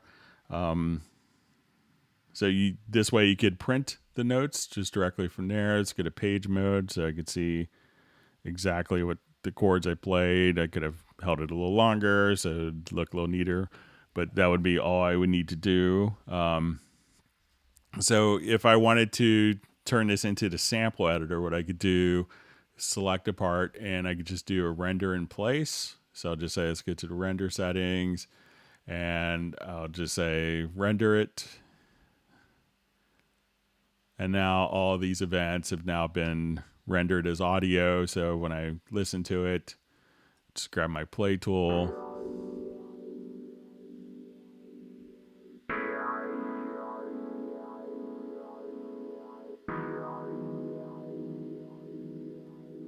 So that's some different ways that you could work with the quarter to take it into notation from playing just a single note, and then be able to turn it into audio in a sample editor.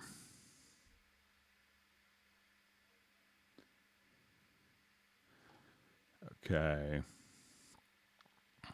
Interesting. Great comment from Gareth K. Music. We need more optional options to opt into. So, all right. So I see. All right. So my timeline jumped. My chat screen. So let me just jump back.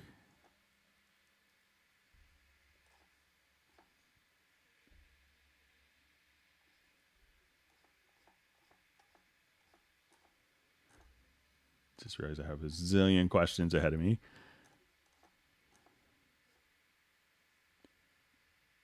Okay, so I see a question, Greg. How do you stream audio from Cubase to OBS? I recall that you used a control room to do this. My current solution is to use a Restream plugin on Stereo Out. What I do, because you see that I open up and close like 100 projects during a Hangout. But what I do is I take the audio out of my laptop, and the audio of my laptop's going out to a UR24C interface. I take the output of that audio interface and a microphone, and I connect it to a Yamaha MW12 CX mixer. And that's a mixer that has a USB output. And then, so I use one audio interface, my UR24C, for Cubase, and I have OBS that's seeing the audio only from the Yamaha mixer, and this way I could change sample rates. I don't have to have a plugin that's loaded into every single project or in the control room or anything like that. So I kind of use two separate devices, and I found that it's kind of been the most reliable. So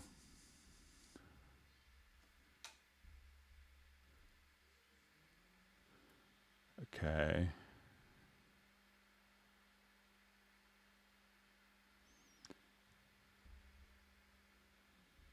Okay, just reading through different comments.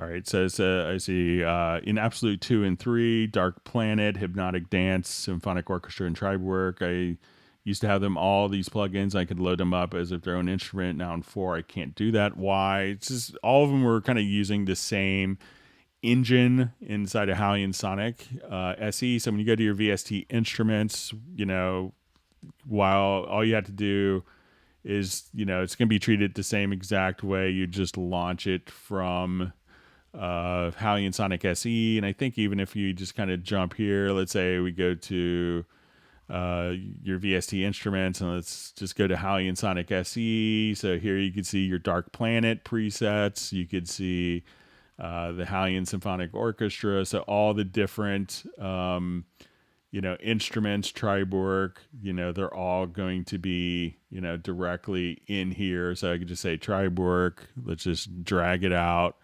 And then it's going to just play inside of Hallian Sonic SE. So basically, when they were their own standalone instruments, they were in essence just playing kind of versions of Hallian Sonic SE. Now you click here and you go to, select the particular instrument here that you've added. And then you're able to, just, see the particular, macro that you've kind of worked with. So it's the same kind of exact thing. But even if we now want to just add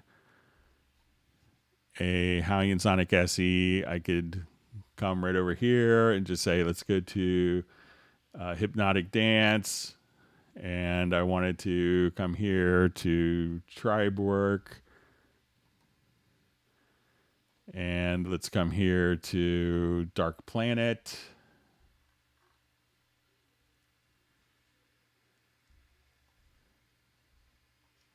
And as soon as I come over here and select them, they're all the same exact instrument. So it's just kind of been consolidated. So I know it's a little different.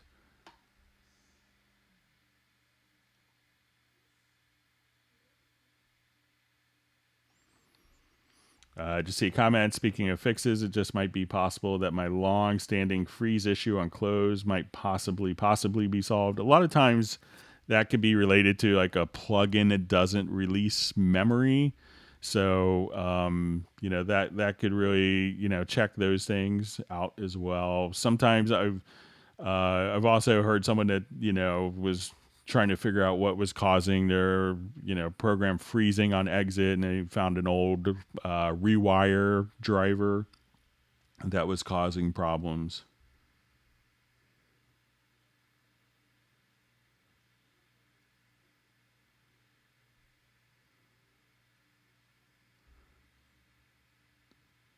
Okay, just reading through comments.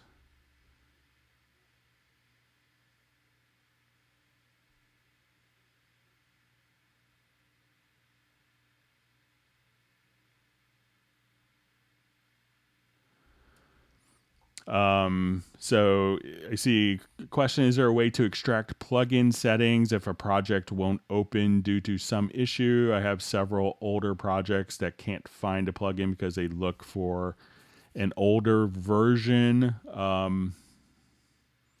So I don't think that there's a way to automatically, determine which plugin settings were used without that plugin opening. So I'll try to think of something that, but nothing off the top of my head. I know some people will, keep notes in the project for settings when working with kind of iffy plugins in the notepad. So there's some people that do that. I know people that take screenshots of a lot of stuff, kind of, some old school engineers who used to have like track sheets of outboard gear who take screenshots of everything just in case if they're moving between programs as another way. But nothing off the top of my head.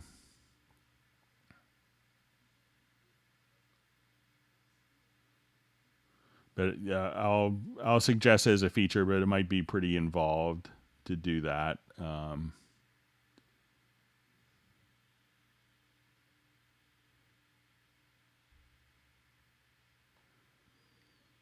Okay.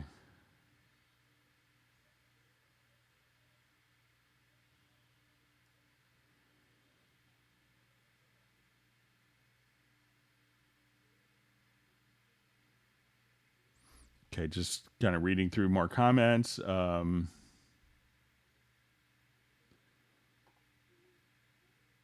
seeing our request for the R16 question, which we discussed.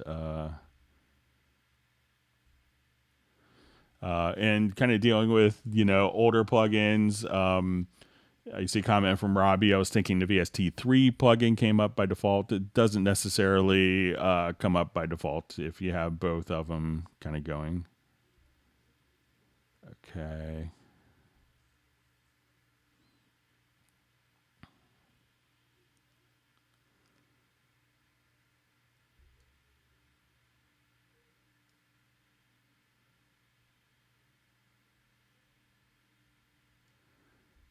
Okay, just going through more comments. Lots of great discussion.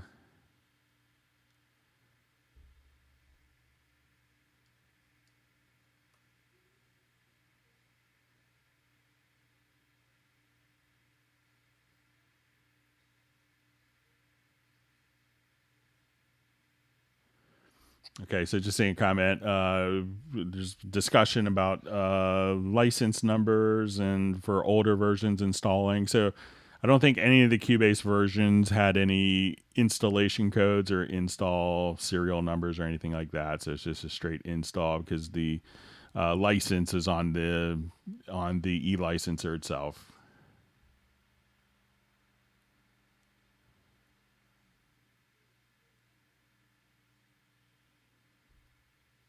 Okay. Just lots of great comments, reading through.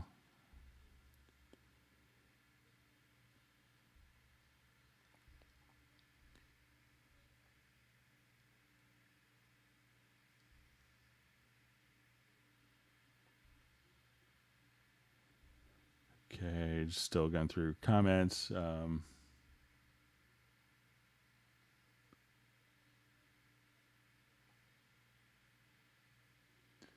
So see, question, will Cubase add crossfades?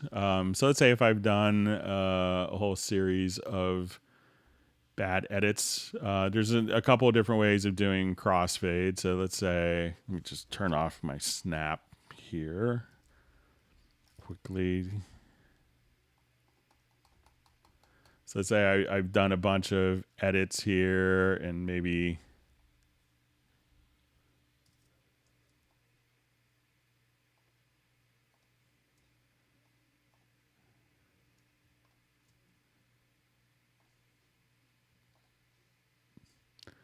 and I wanted to just increase the volume of a number of different clips here. So let's say, if I listen to just this audio file here, and we could hear kind of that click. Let me just make these more obvious.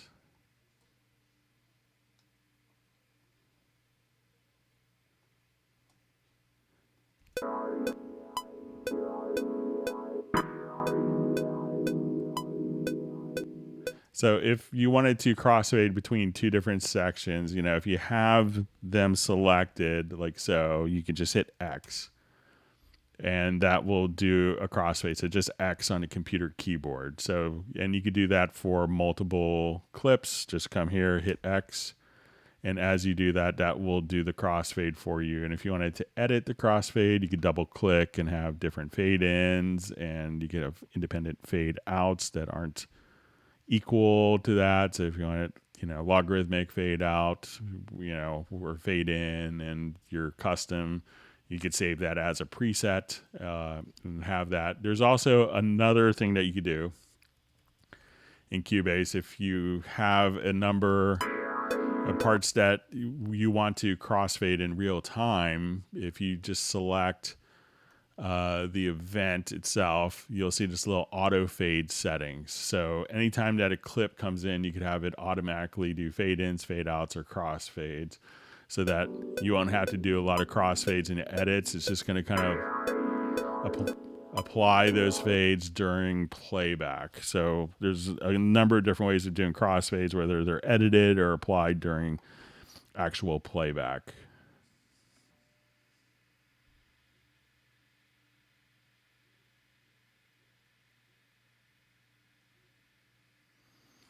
Okay, so just seeing a comment from Terry Dean. I've installed Groove Agent or Cubase 4 AI on a Vista machine, but there's no way to activate it because the latest e-licensing control center can't be installed on my Vista. There are, if you go to I think if you go to elicenser.net, there's kind of a whole series of there's older versions of eLicenser that are still available. So you could install previous versions instead of later ones. So.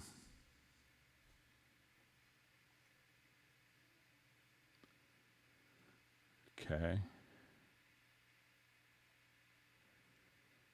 See, Greg, when is my new song release? I don't have anything in the works, so I'm not really.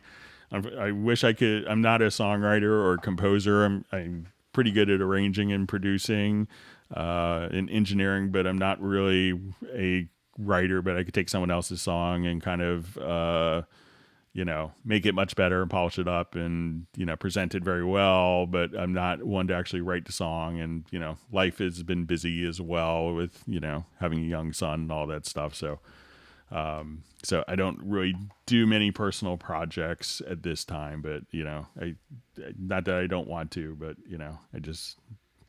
it's not in my priorities, and being kind of stranded at home for, is, led to other priorities as well. So.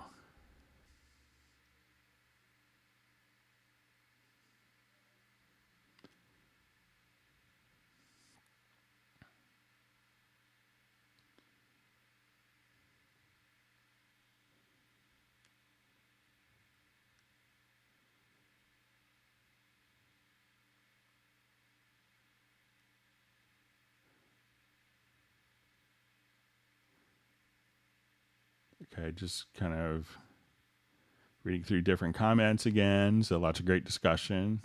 I wish I could be in two places at a hangout to be in the discussion and not be so far behind. Okay.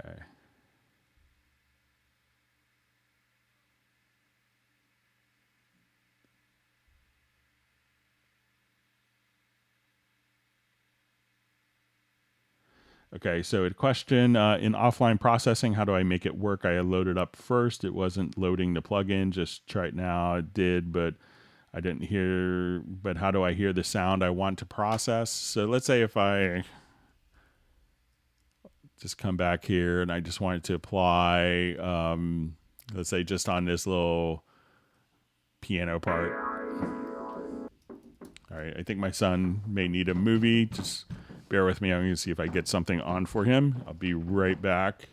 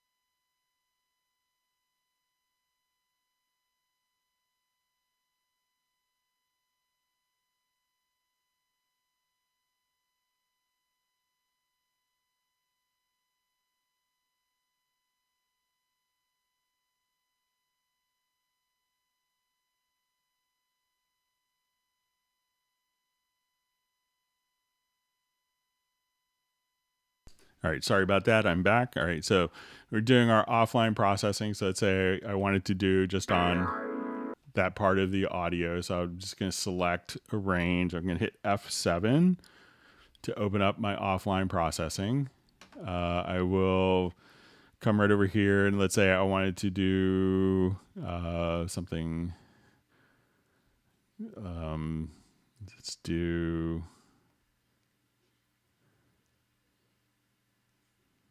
like maybe just something really obnoxious, modulation, auto pan.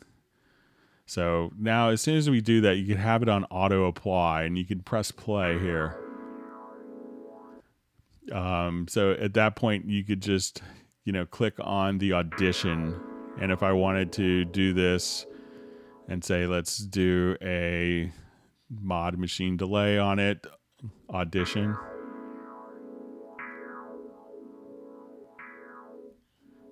And let's say if I wanted to change that, Audition again.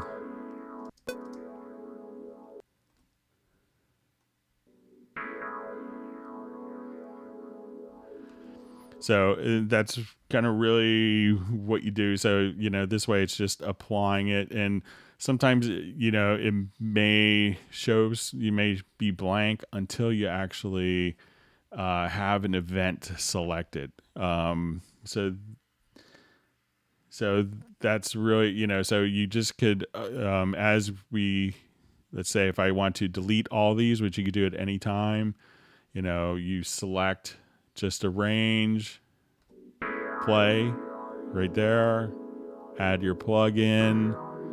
So say I would want to do more filter on that.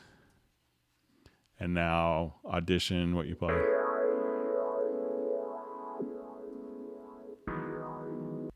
So that's really kind of how you can hear it and audition it.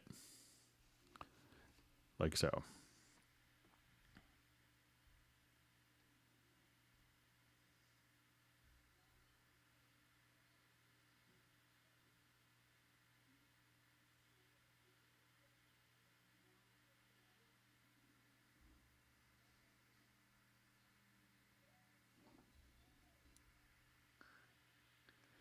Okay, seeing Terry mentioning his old Yamaha 01X. I remember that.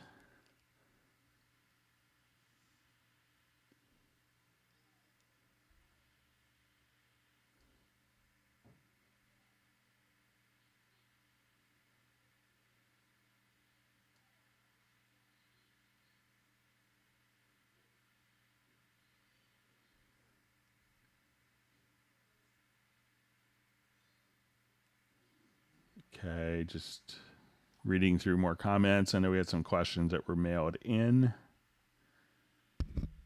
Sorry for hitting my microphone with my headphones.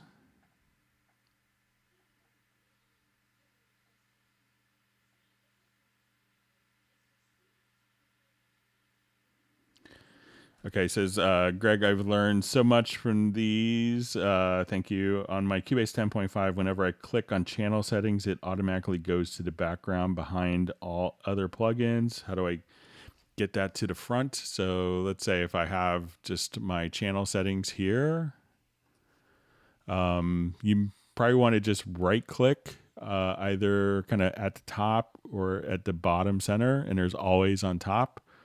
So now when I want to go open up other plugins here, I could open that. And this will, always kind of remain on top of the settings. So if I make this the active window, I wanted to navigate here, that will always be on top without that checked. As I go to switch to different things, that plugin, that will just kind of disappear. So once again, select the event here, and then just right click, always on top.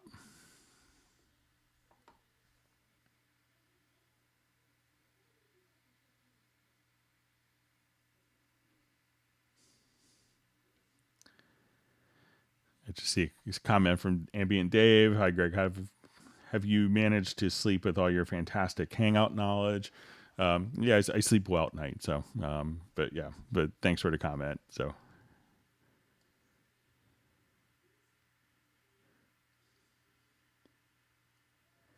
okay. So I see question: is there a way to assign selected tracks to same color? Parts are easy, tracks not so much. So let's say if I wanted to come here, let's just add a bunch of tracks. They're all, so let's say I want every other. So I'm just going to hold down my control or command key. And let me make these all just a little shorter. So let's say I want all those tracks to be the same color. I now just come to my color tool here and select the color. And then you could just very easily select whatever the selected tracks are. Those will now carry over the color that you select. So just select the tracks, go to the color tool. You could select the color there. and no problem.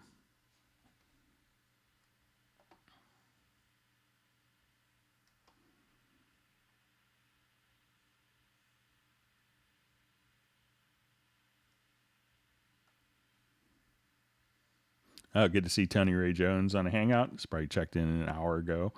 But good to see you. I hope you're doing well in Nashville.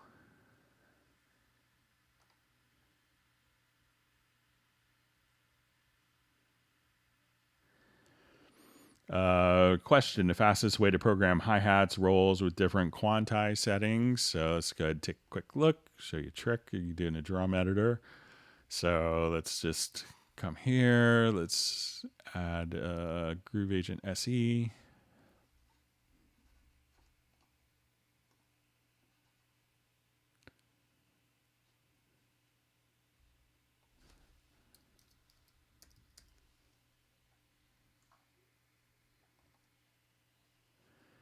Okay, so I will come over here. Let's say I'm in the drum editor.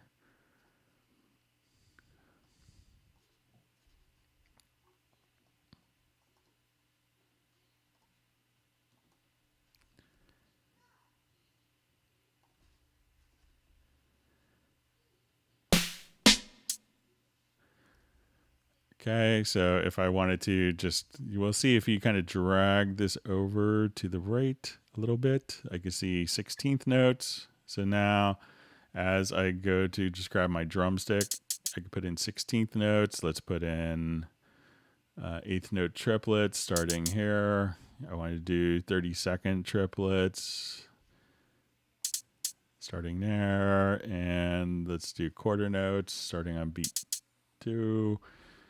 And I want to put dotted 8th note, or let's say dotted 8th. So now you could just kind of come right here and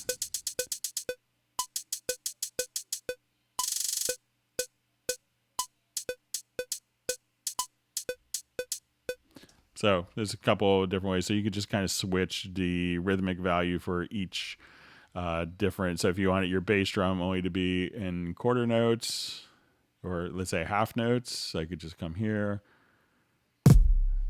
And I wanted my acoustic snare to only be on quarter notes. You know, I could come here. And let's say if I switch that to half notes now. So, you know, just a couple of things that you could do quickly, making it a little more interesting to program different rhythms and different quantized values.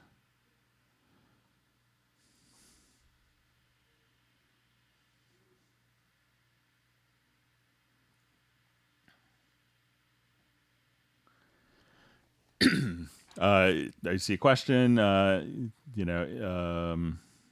seeing nice comments, Greg is the guru. Cubase, learned a lot from him. That's very kind of you, Tony. Greg is the leader. And I don't think I'm that, so I'm just a guy who uses software. All right. There's a bunch of really smart German guys that work really hard to make my job easier. So.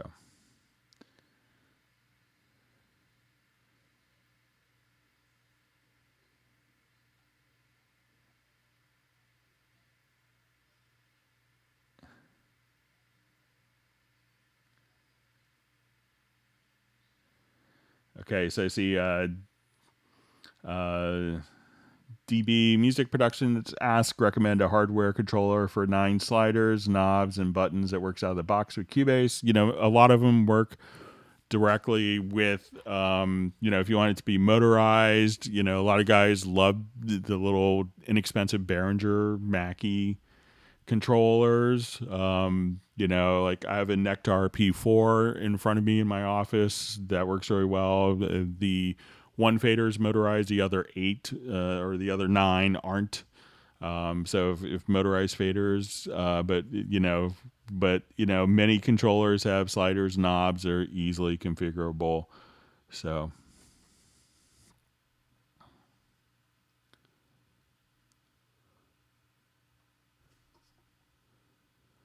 Okay. So Greg, know anything about the PreSonus Fader Port 16 with Cubase? I haven't really checked it out, but I believe it just kind of runs as two Mackie controls. But I think it's, just uses Mackie controls or protocol. So, it won't do extensive, plug-in support, I would imagine, but I don't know. I haven't played with it much. So.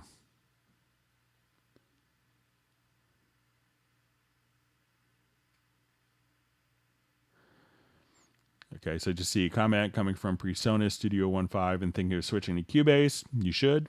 Didn't know that PreSonus first used Cubase in their hardware products. So they used to OEM, which is basically kind of provide like a Cubase LE version with their audio interfaces and a lot of their different control and different kind of studio related products. So.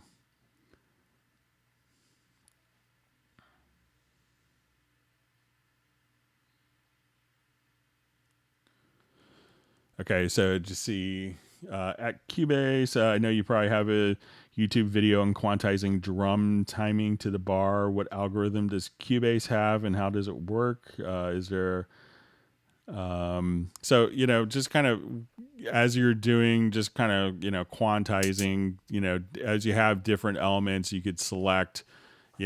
either, if you wanted to quantize, different sections, if it's for MIDI drums, I'm not sure if it's MIDI drums or audio drums, but you could select different sections here and quantize to different values, based on your quantize, so if you, just wanted to see, what value you want. So if you wanted to, but anything that you have set up, you can quantize it very, easily to the bar. So it's, there's not for the MIDI, it's not really an algorithm based, type of function. Okay, so quick question. Is there any update, crossgrade, or discount path to Absolute 4 for Cubase Nuendo owners? For these products seem to contain a light version of Absolute 4. There's a couple of elements like, Retrolog, Pad Shop, and the Halion Sonic SE. They come in both, but, those are kind of the full versions. You get the Groove Agent SE as well. The Absolute will come with a lot more in the full version of Groove Agent.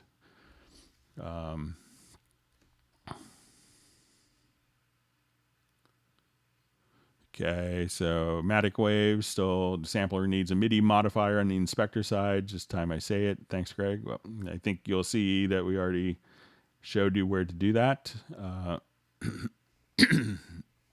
right, I'm going to get to some questions that were mailed in. And again, if you want to submit questions in advance for other Hangouts, you could send it to clubcubase@steinberg.de. Okay, so let's take a look. In the MIDI expression editor, why are some functions active and others not? Can they be activated, or are they just not available for the instrument? Okay, so what you can do... Let me just jump to, I think I had a project kind of set up for some of these.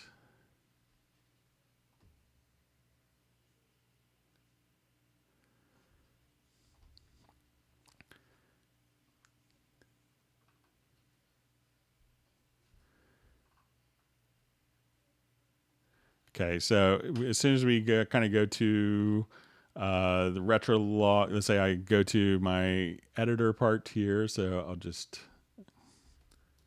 choose to double click. So now we have the MIDI editor. We'll see when you go to note expression, not everything will be active, but it could really just, they kind of give you generic ones, but then you can modify it to, whatever parameter that you want it to be. So you could come over here and just have those, but these are kind of common to more instruments, which is kind of why it's you see those set up and not everything. Not, if you have a piano sound, it's not going to have a resonance control probably for piano samples. So that's why you see kind of more generic elements listed for the note expression parameters, but you could do any parameter that you want. All right, so we had a question: can Notepad export and import text files? So it doesn't import text files, but if you have a text file, you can copy and paste the contents in. But if we have notepads that are set up in the project, so let's say if I jump over here to an audio part, every single track can have a notepad.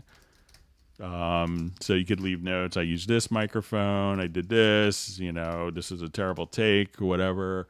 And then if you go to the project menu, there's also a project level notepad. So here's where I will have like a lot of lyrics and stuff like that in a project. I'll have who played what instruments, who was the engineer, what studio, what the date was, what the time was, all that type of stuff. I could have as a notepad. And then when you want to export it, you just go to export notepad data, and it'll export it as a standard text file that could be imported into anything.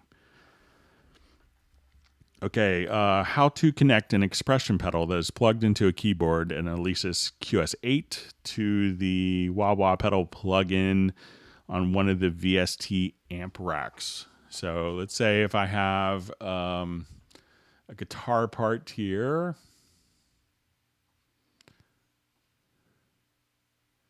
and then we just get to the inserts, and let's get to the post effects. So let's say I wanted to have MIDI control of the modulation of the turn this on. So let's say I want my wah wah pedal. So as soon as if I wanted to control that, one little trick is, and we kind of mentioned this earlier in our hangout, was doing, the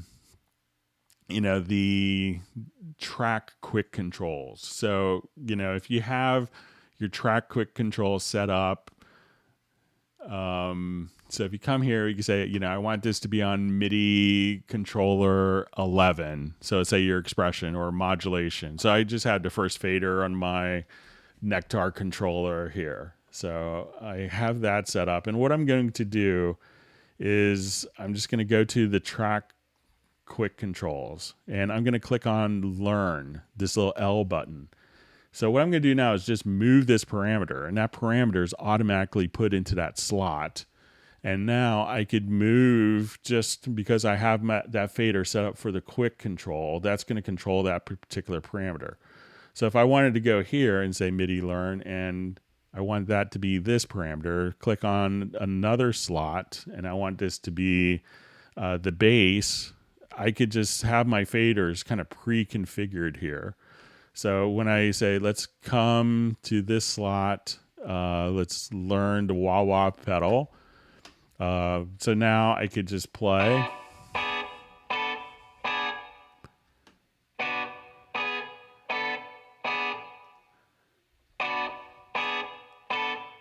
And I think I have two of my controllers set up. Let me just stop this real quick. So let me just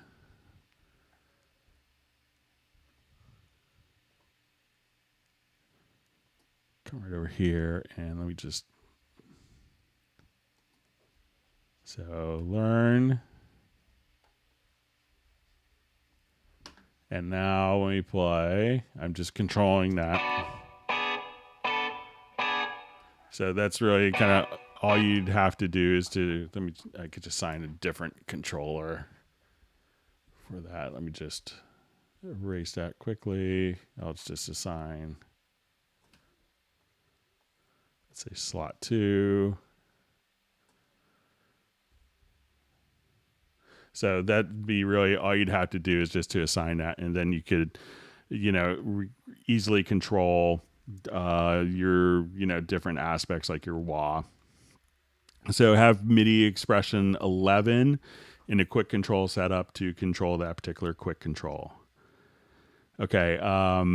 So can we explain improvements in retrospective recording in 10.5? So let's say I have a retro log track here. So I'm let's just turn off my solo. So let's say I'm just kind of playing.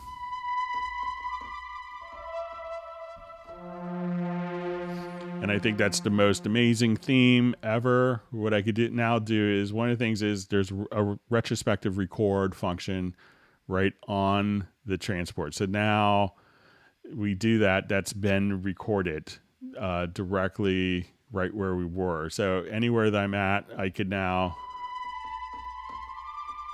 and just click on retrospective record, and then that note data is automatically placed there. Now, each track could have its own MIDI retrospective record. So I could come here and have different retrospective record buffers for different tracks. Retrospective record can also happen in cycle. So if I have a particular part, let's say if have this in cycle and I'm playing along and but I'm not recording.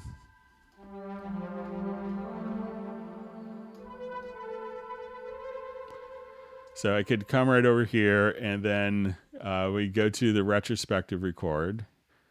We could come, so say, we'll just go to the MIDI retrospective record, and I could say I wanted to insert as a cycle recording. And now each one of the passes can be onto different lanes. So you could... now you could have kind of larger buffers. Each track could have its own buffer as well. So those are some of the things that you could do pretty quickly. All right, question. Will plugins in Control Room Monitor raise latency in the Q mix? Yes, they can. So if you have different plugins, in the control room, they could increase the latency. Let me just make sure. If the plugin is instantiated in the control room for playback, that latency will be compensated for. Where you can run into latency is if we have inserts on independent headphone mixes. So let's say I decided to put a multi-band compressor, or something on the headphone mix, that will cause latency during the tracking process, but it will play back fine. But adding plugins on let's say your monitor section, that won't increase your latency. So you could have your different plugins here, and those will be compensated for on playback. Okay, so we had a question. Cubase 7 does not have render in place option. How can I convert MIDI into audio, not export audio mix down, but render in place? So it says also, would getting Cubase 8 solve this? Note, I'm not sure if I can upgrade to this. Do I want to please know above question more? I think, and I don't have a version of 7 to install. I still have a bunch of stuff in storage from a recent move. But let's say if I have a MIDI part here, and I think this came in version 6, but I could be mistaken. It's been, 7 came out like 9 years ago. So let's say if I'm here and I have, let's say, a pad shop sound. So I wanted to, so if I have this pad shop, so if I say add track and I say add group channel to selected channel. So I have that, and I've set this up so that this track is going to the group. And I added a stereo audio track, and I set its input from the group. And I think this works in Cubase 7, but I could be mistaken. But what I'm going to do now is just come here, and I'm going to record both the MIDI and the audio simultaneously. You don't have to do that. You could take you could do the routing the same way, but just for killing two birds with one stone. So if I come here, mute that. So I will just come here, and as I want to hit record, I'll take it out of cycle. Sorry about that. So I will just hit record. And it's going to record the MIDI and the audio simultaneously.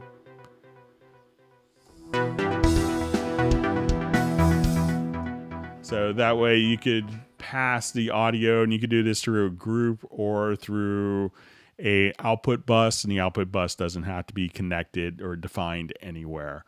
So, so while it's not render in place, it kind of gets you to the same place in the end.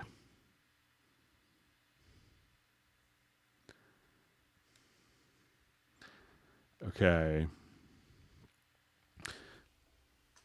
Okay, so it says, I have updated from Cubase 10 Pro to Cubase 10.5 Pro. Do I need to keep my original installation of Cubase 10, or can I delete it without any problems? This is just to save some hard disk space if possible. So, you can delete it. So, a lot of times the actual Cubase program may not be that big. What happens is the content is big. So, and the content that was in Cubase 10 is, can get augmented with new content in Cubase 10.5. So you may not save that much space, but you don't need it once it's been updated and your kind of settings have been carried over. Okay, so we had a question. I have a folder and a MIDI track with 2 instruments. The MIDI track is routed to both instruments. So I wasn't sure how that was set up as part of this. So if I solo the folder, I'm able to hear just this track in both instruments. However, then muting one of the instruments does not work, even though it switches to mute, sound still comes out. So I think I kind of had this set up here, maybe in this. So I had a folder, and let's say I'll just pass like 2 different synth sounds, kind of a synth and then like a string patch. So if I come here and let's say solo the folder,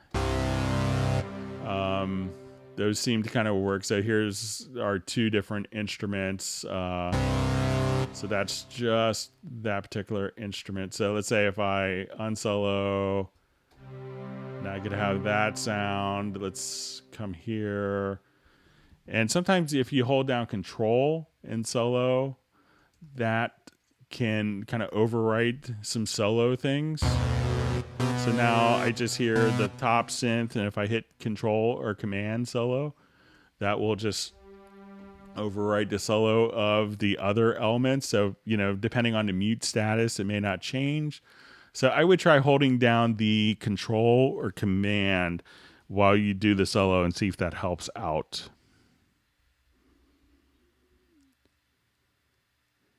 Okay.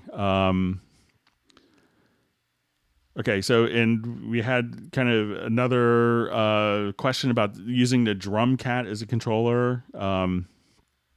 So it says I have one drum cat pad, which when struck makes the Cubase project window left to lower right zones in view toggle back and forth between the view to the mix console view with the successive bits. In other words, hitting the pad.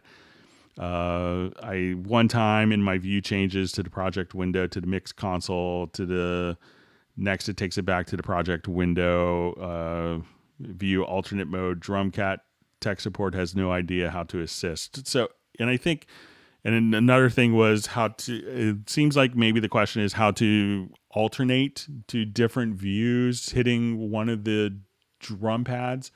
So if it is, to set this up, and I'm not sure if you have it set up, and maybe Matt, if you could email your email address too, that would be helpful in future, because I could probably ask a couple questions. But I think if you just set this up for your VS, go to generic remote, this will take any MIDI message that you could learn, like we did for learning a particular function here.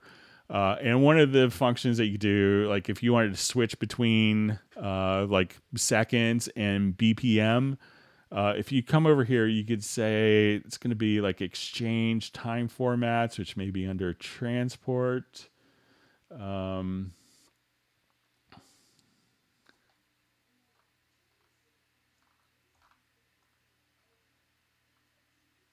So you'll see exchange time formats. That would switch between the 2 different ones. If the Drumcat is spitting out different MIDI notes every time you hit it, you could assign each of those MIDI notes to do a different function within the generic remote. But if you want to email me again, if you have questions on that, you can send me an email to, clubcubase@steinberg.de. All right, so let me just go back because we're almost out of time. We've gone almost 4 hours. Thanks for all the great questions, and if you've learned a new tip or trick, please feel free to give a thumbs up and make sure you subscribe to the channels.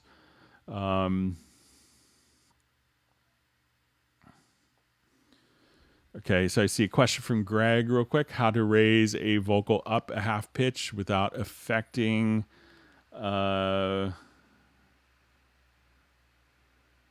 Okay, how to raise a recorded vocal up a half step without changing pitch. So I think, raising it up a half step would be changing pitch. But if I wanted to, do that for a quick part on a vocal to show you how you could do it. So, or maybe you mean without changing length, but let's say if I have my vocal here.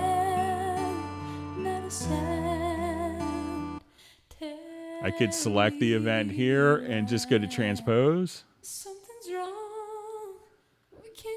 And every number you hit here is just one semitone. So it's a half step there.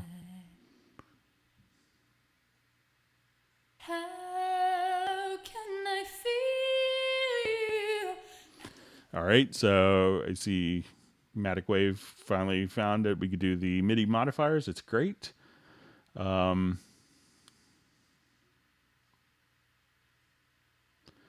Okay, so let's say just the last question before we run out of time. So it's like how to take a file and kind of chop it up easily. So let's say if I have a vocal here, I could, let's say if I just wanted to go to my range tool here, and after this so I can see my range selection. So as soon as I go to my range, I could then, let's see.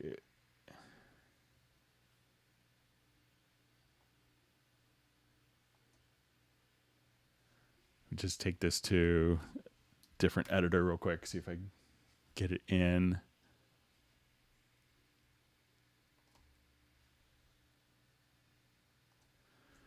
Okay, so as soon as I kind of have my range active here, I may be running out of time. But what you could do is kind of select the range and add ranges. And once we have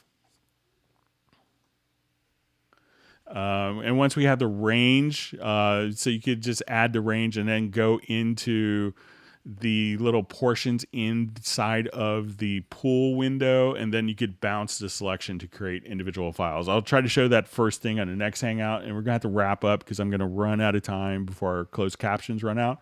I want to thank everyone for joining the Hangout, and please stay safe and healthy, and we'll see you on Friday at 1 o'clock. Goodbye.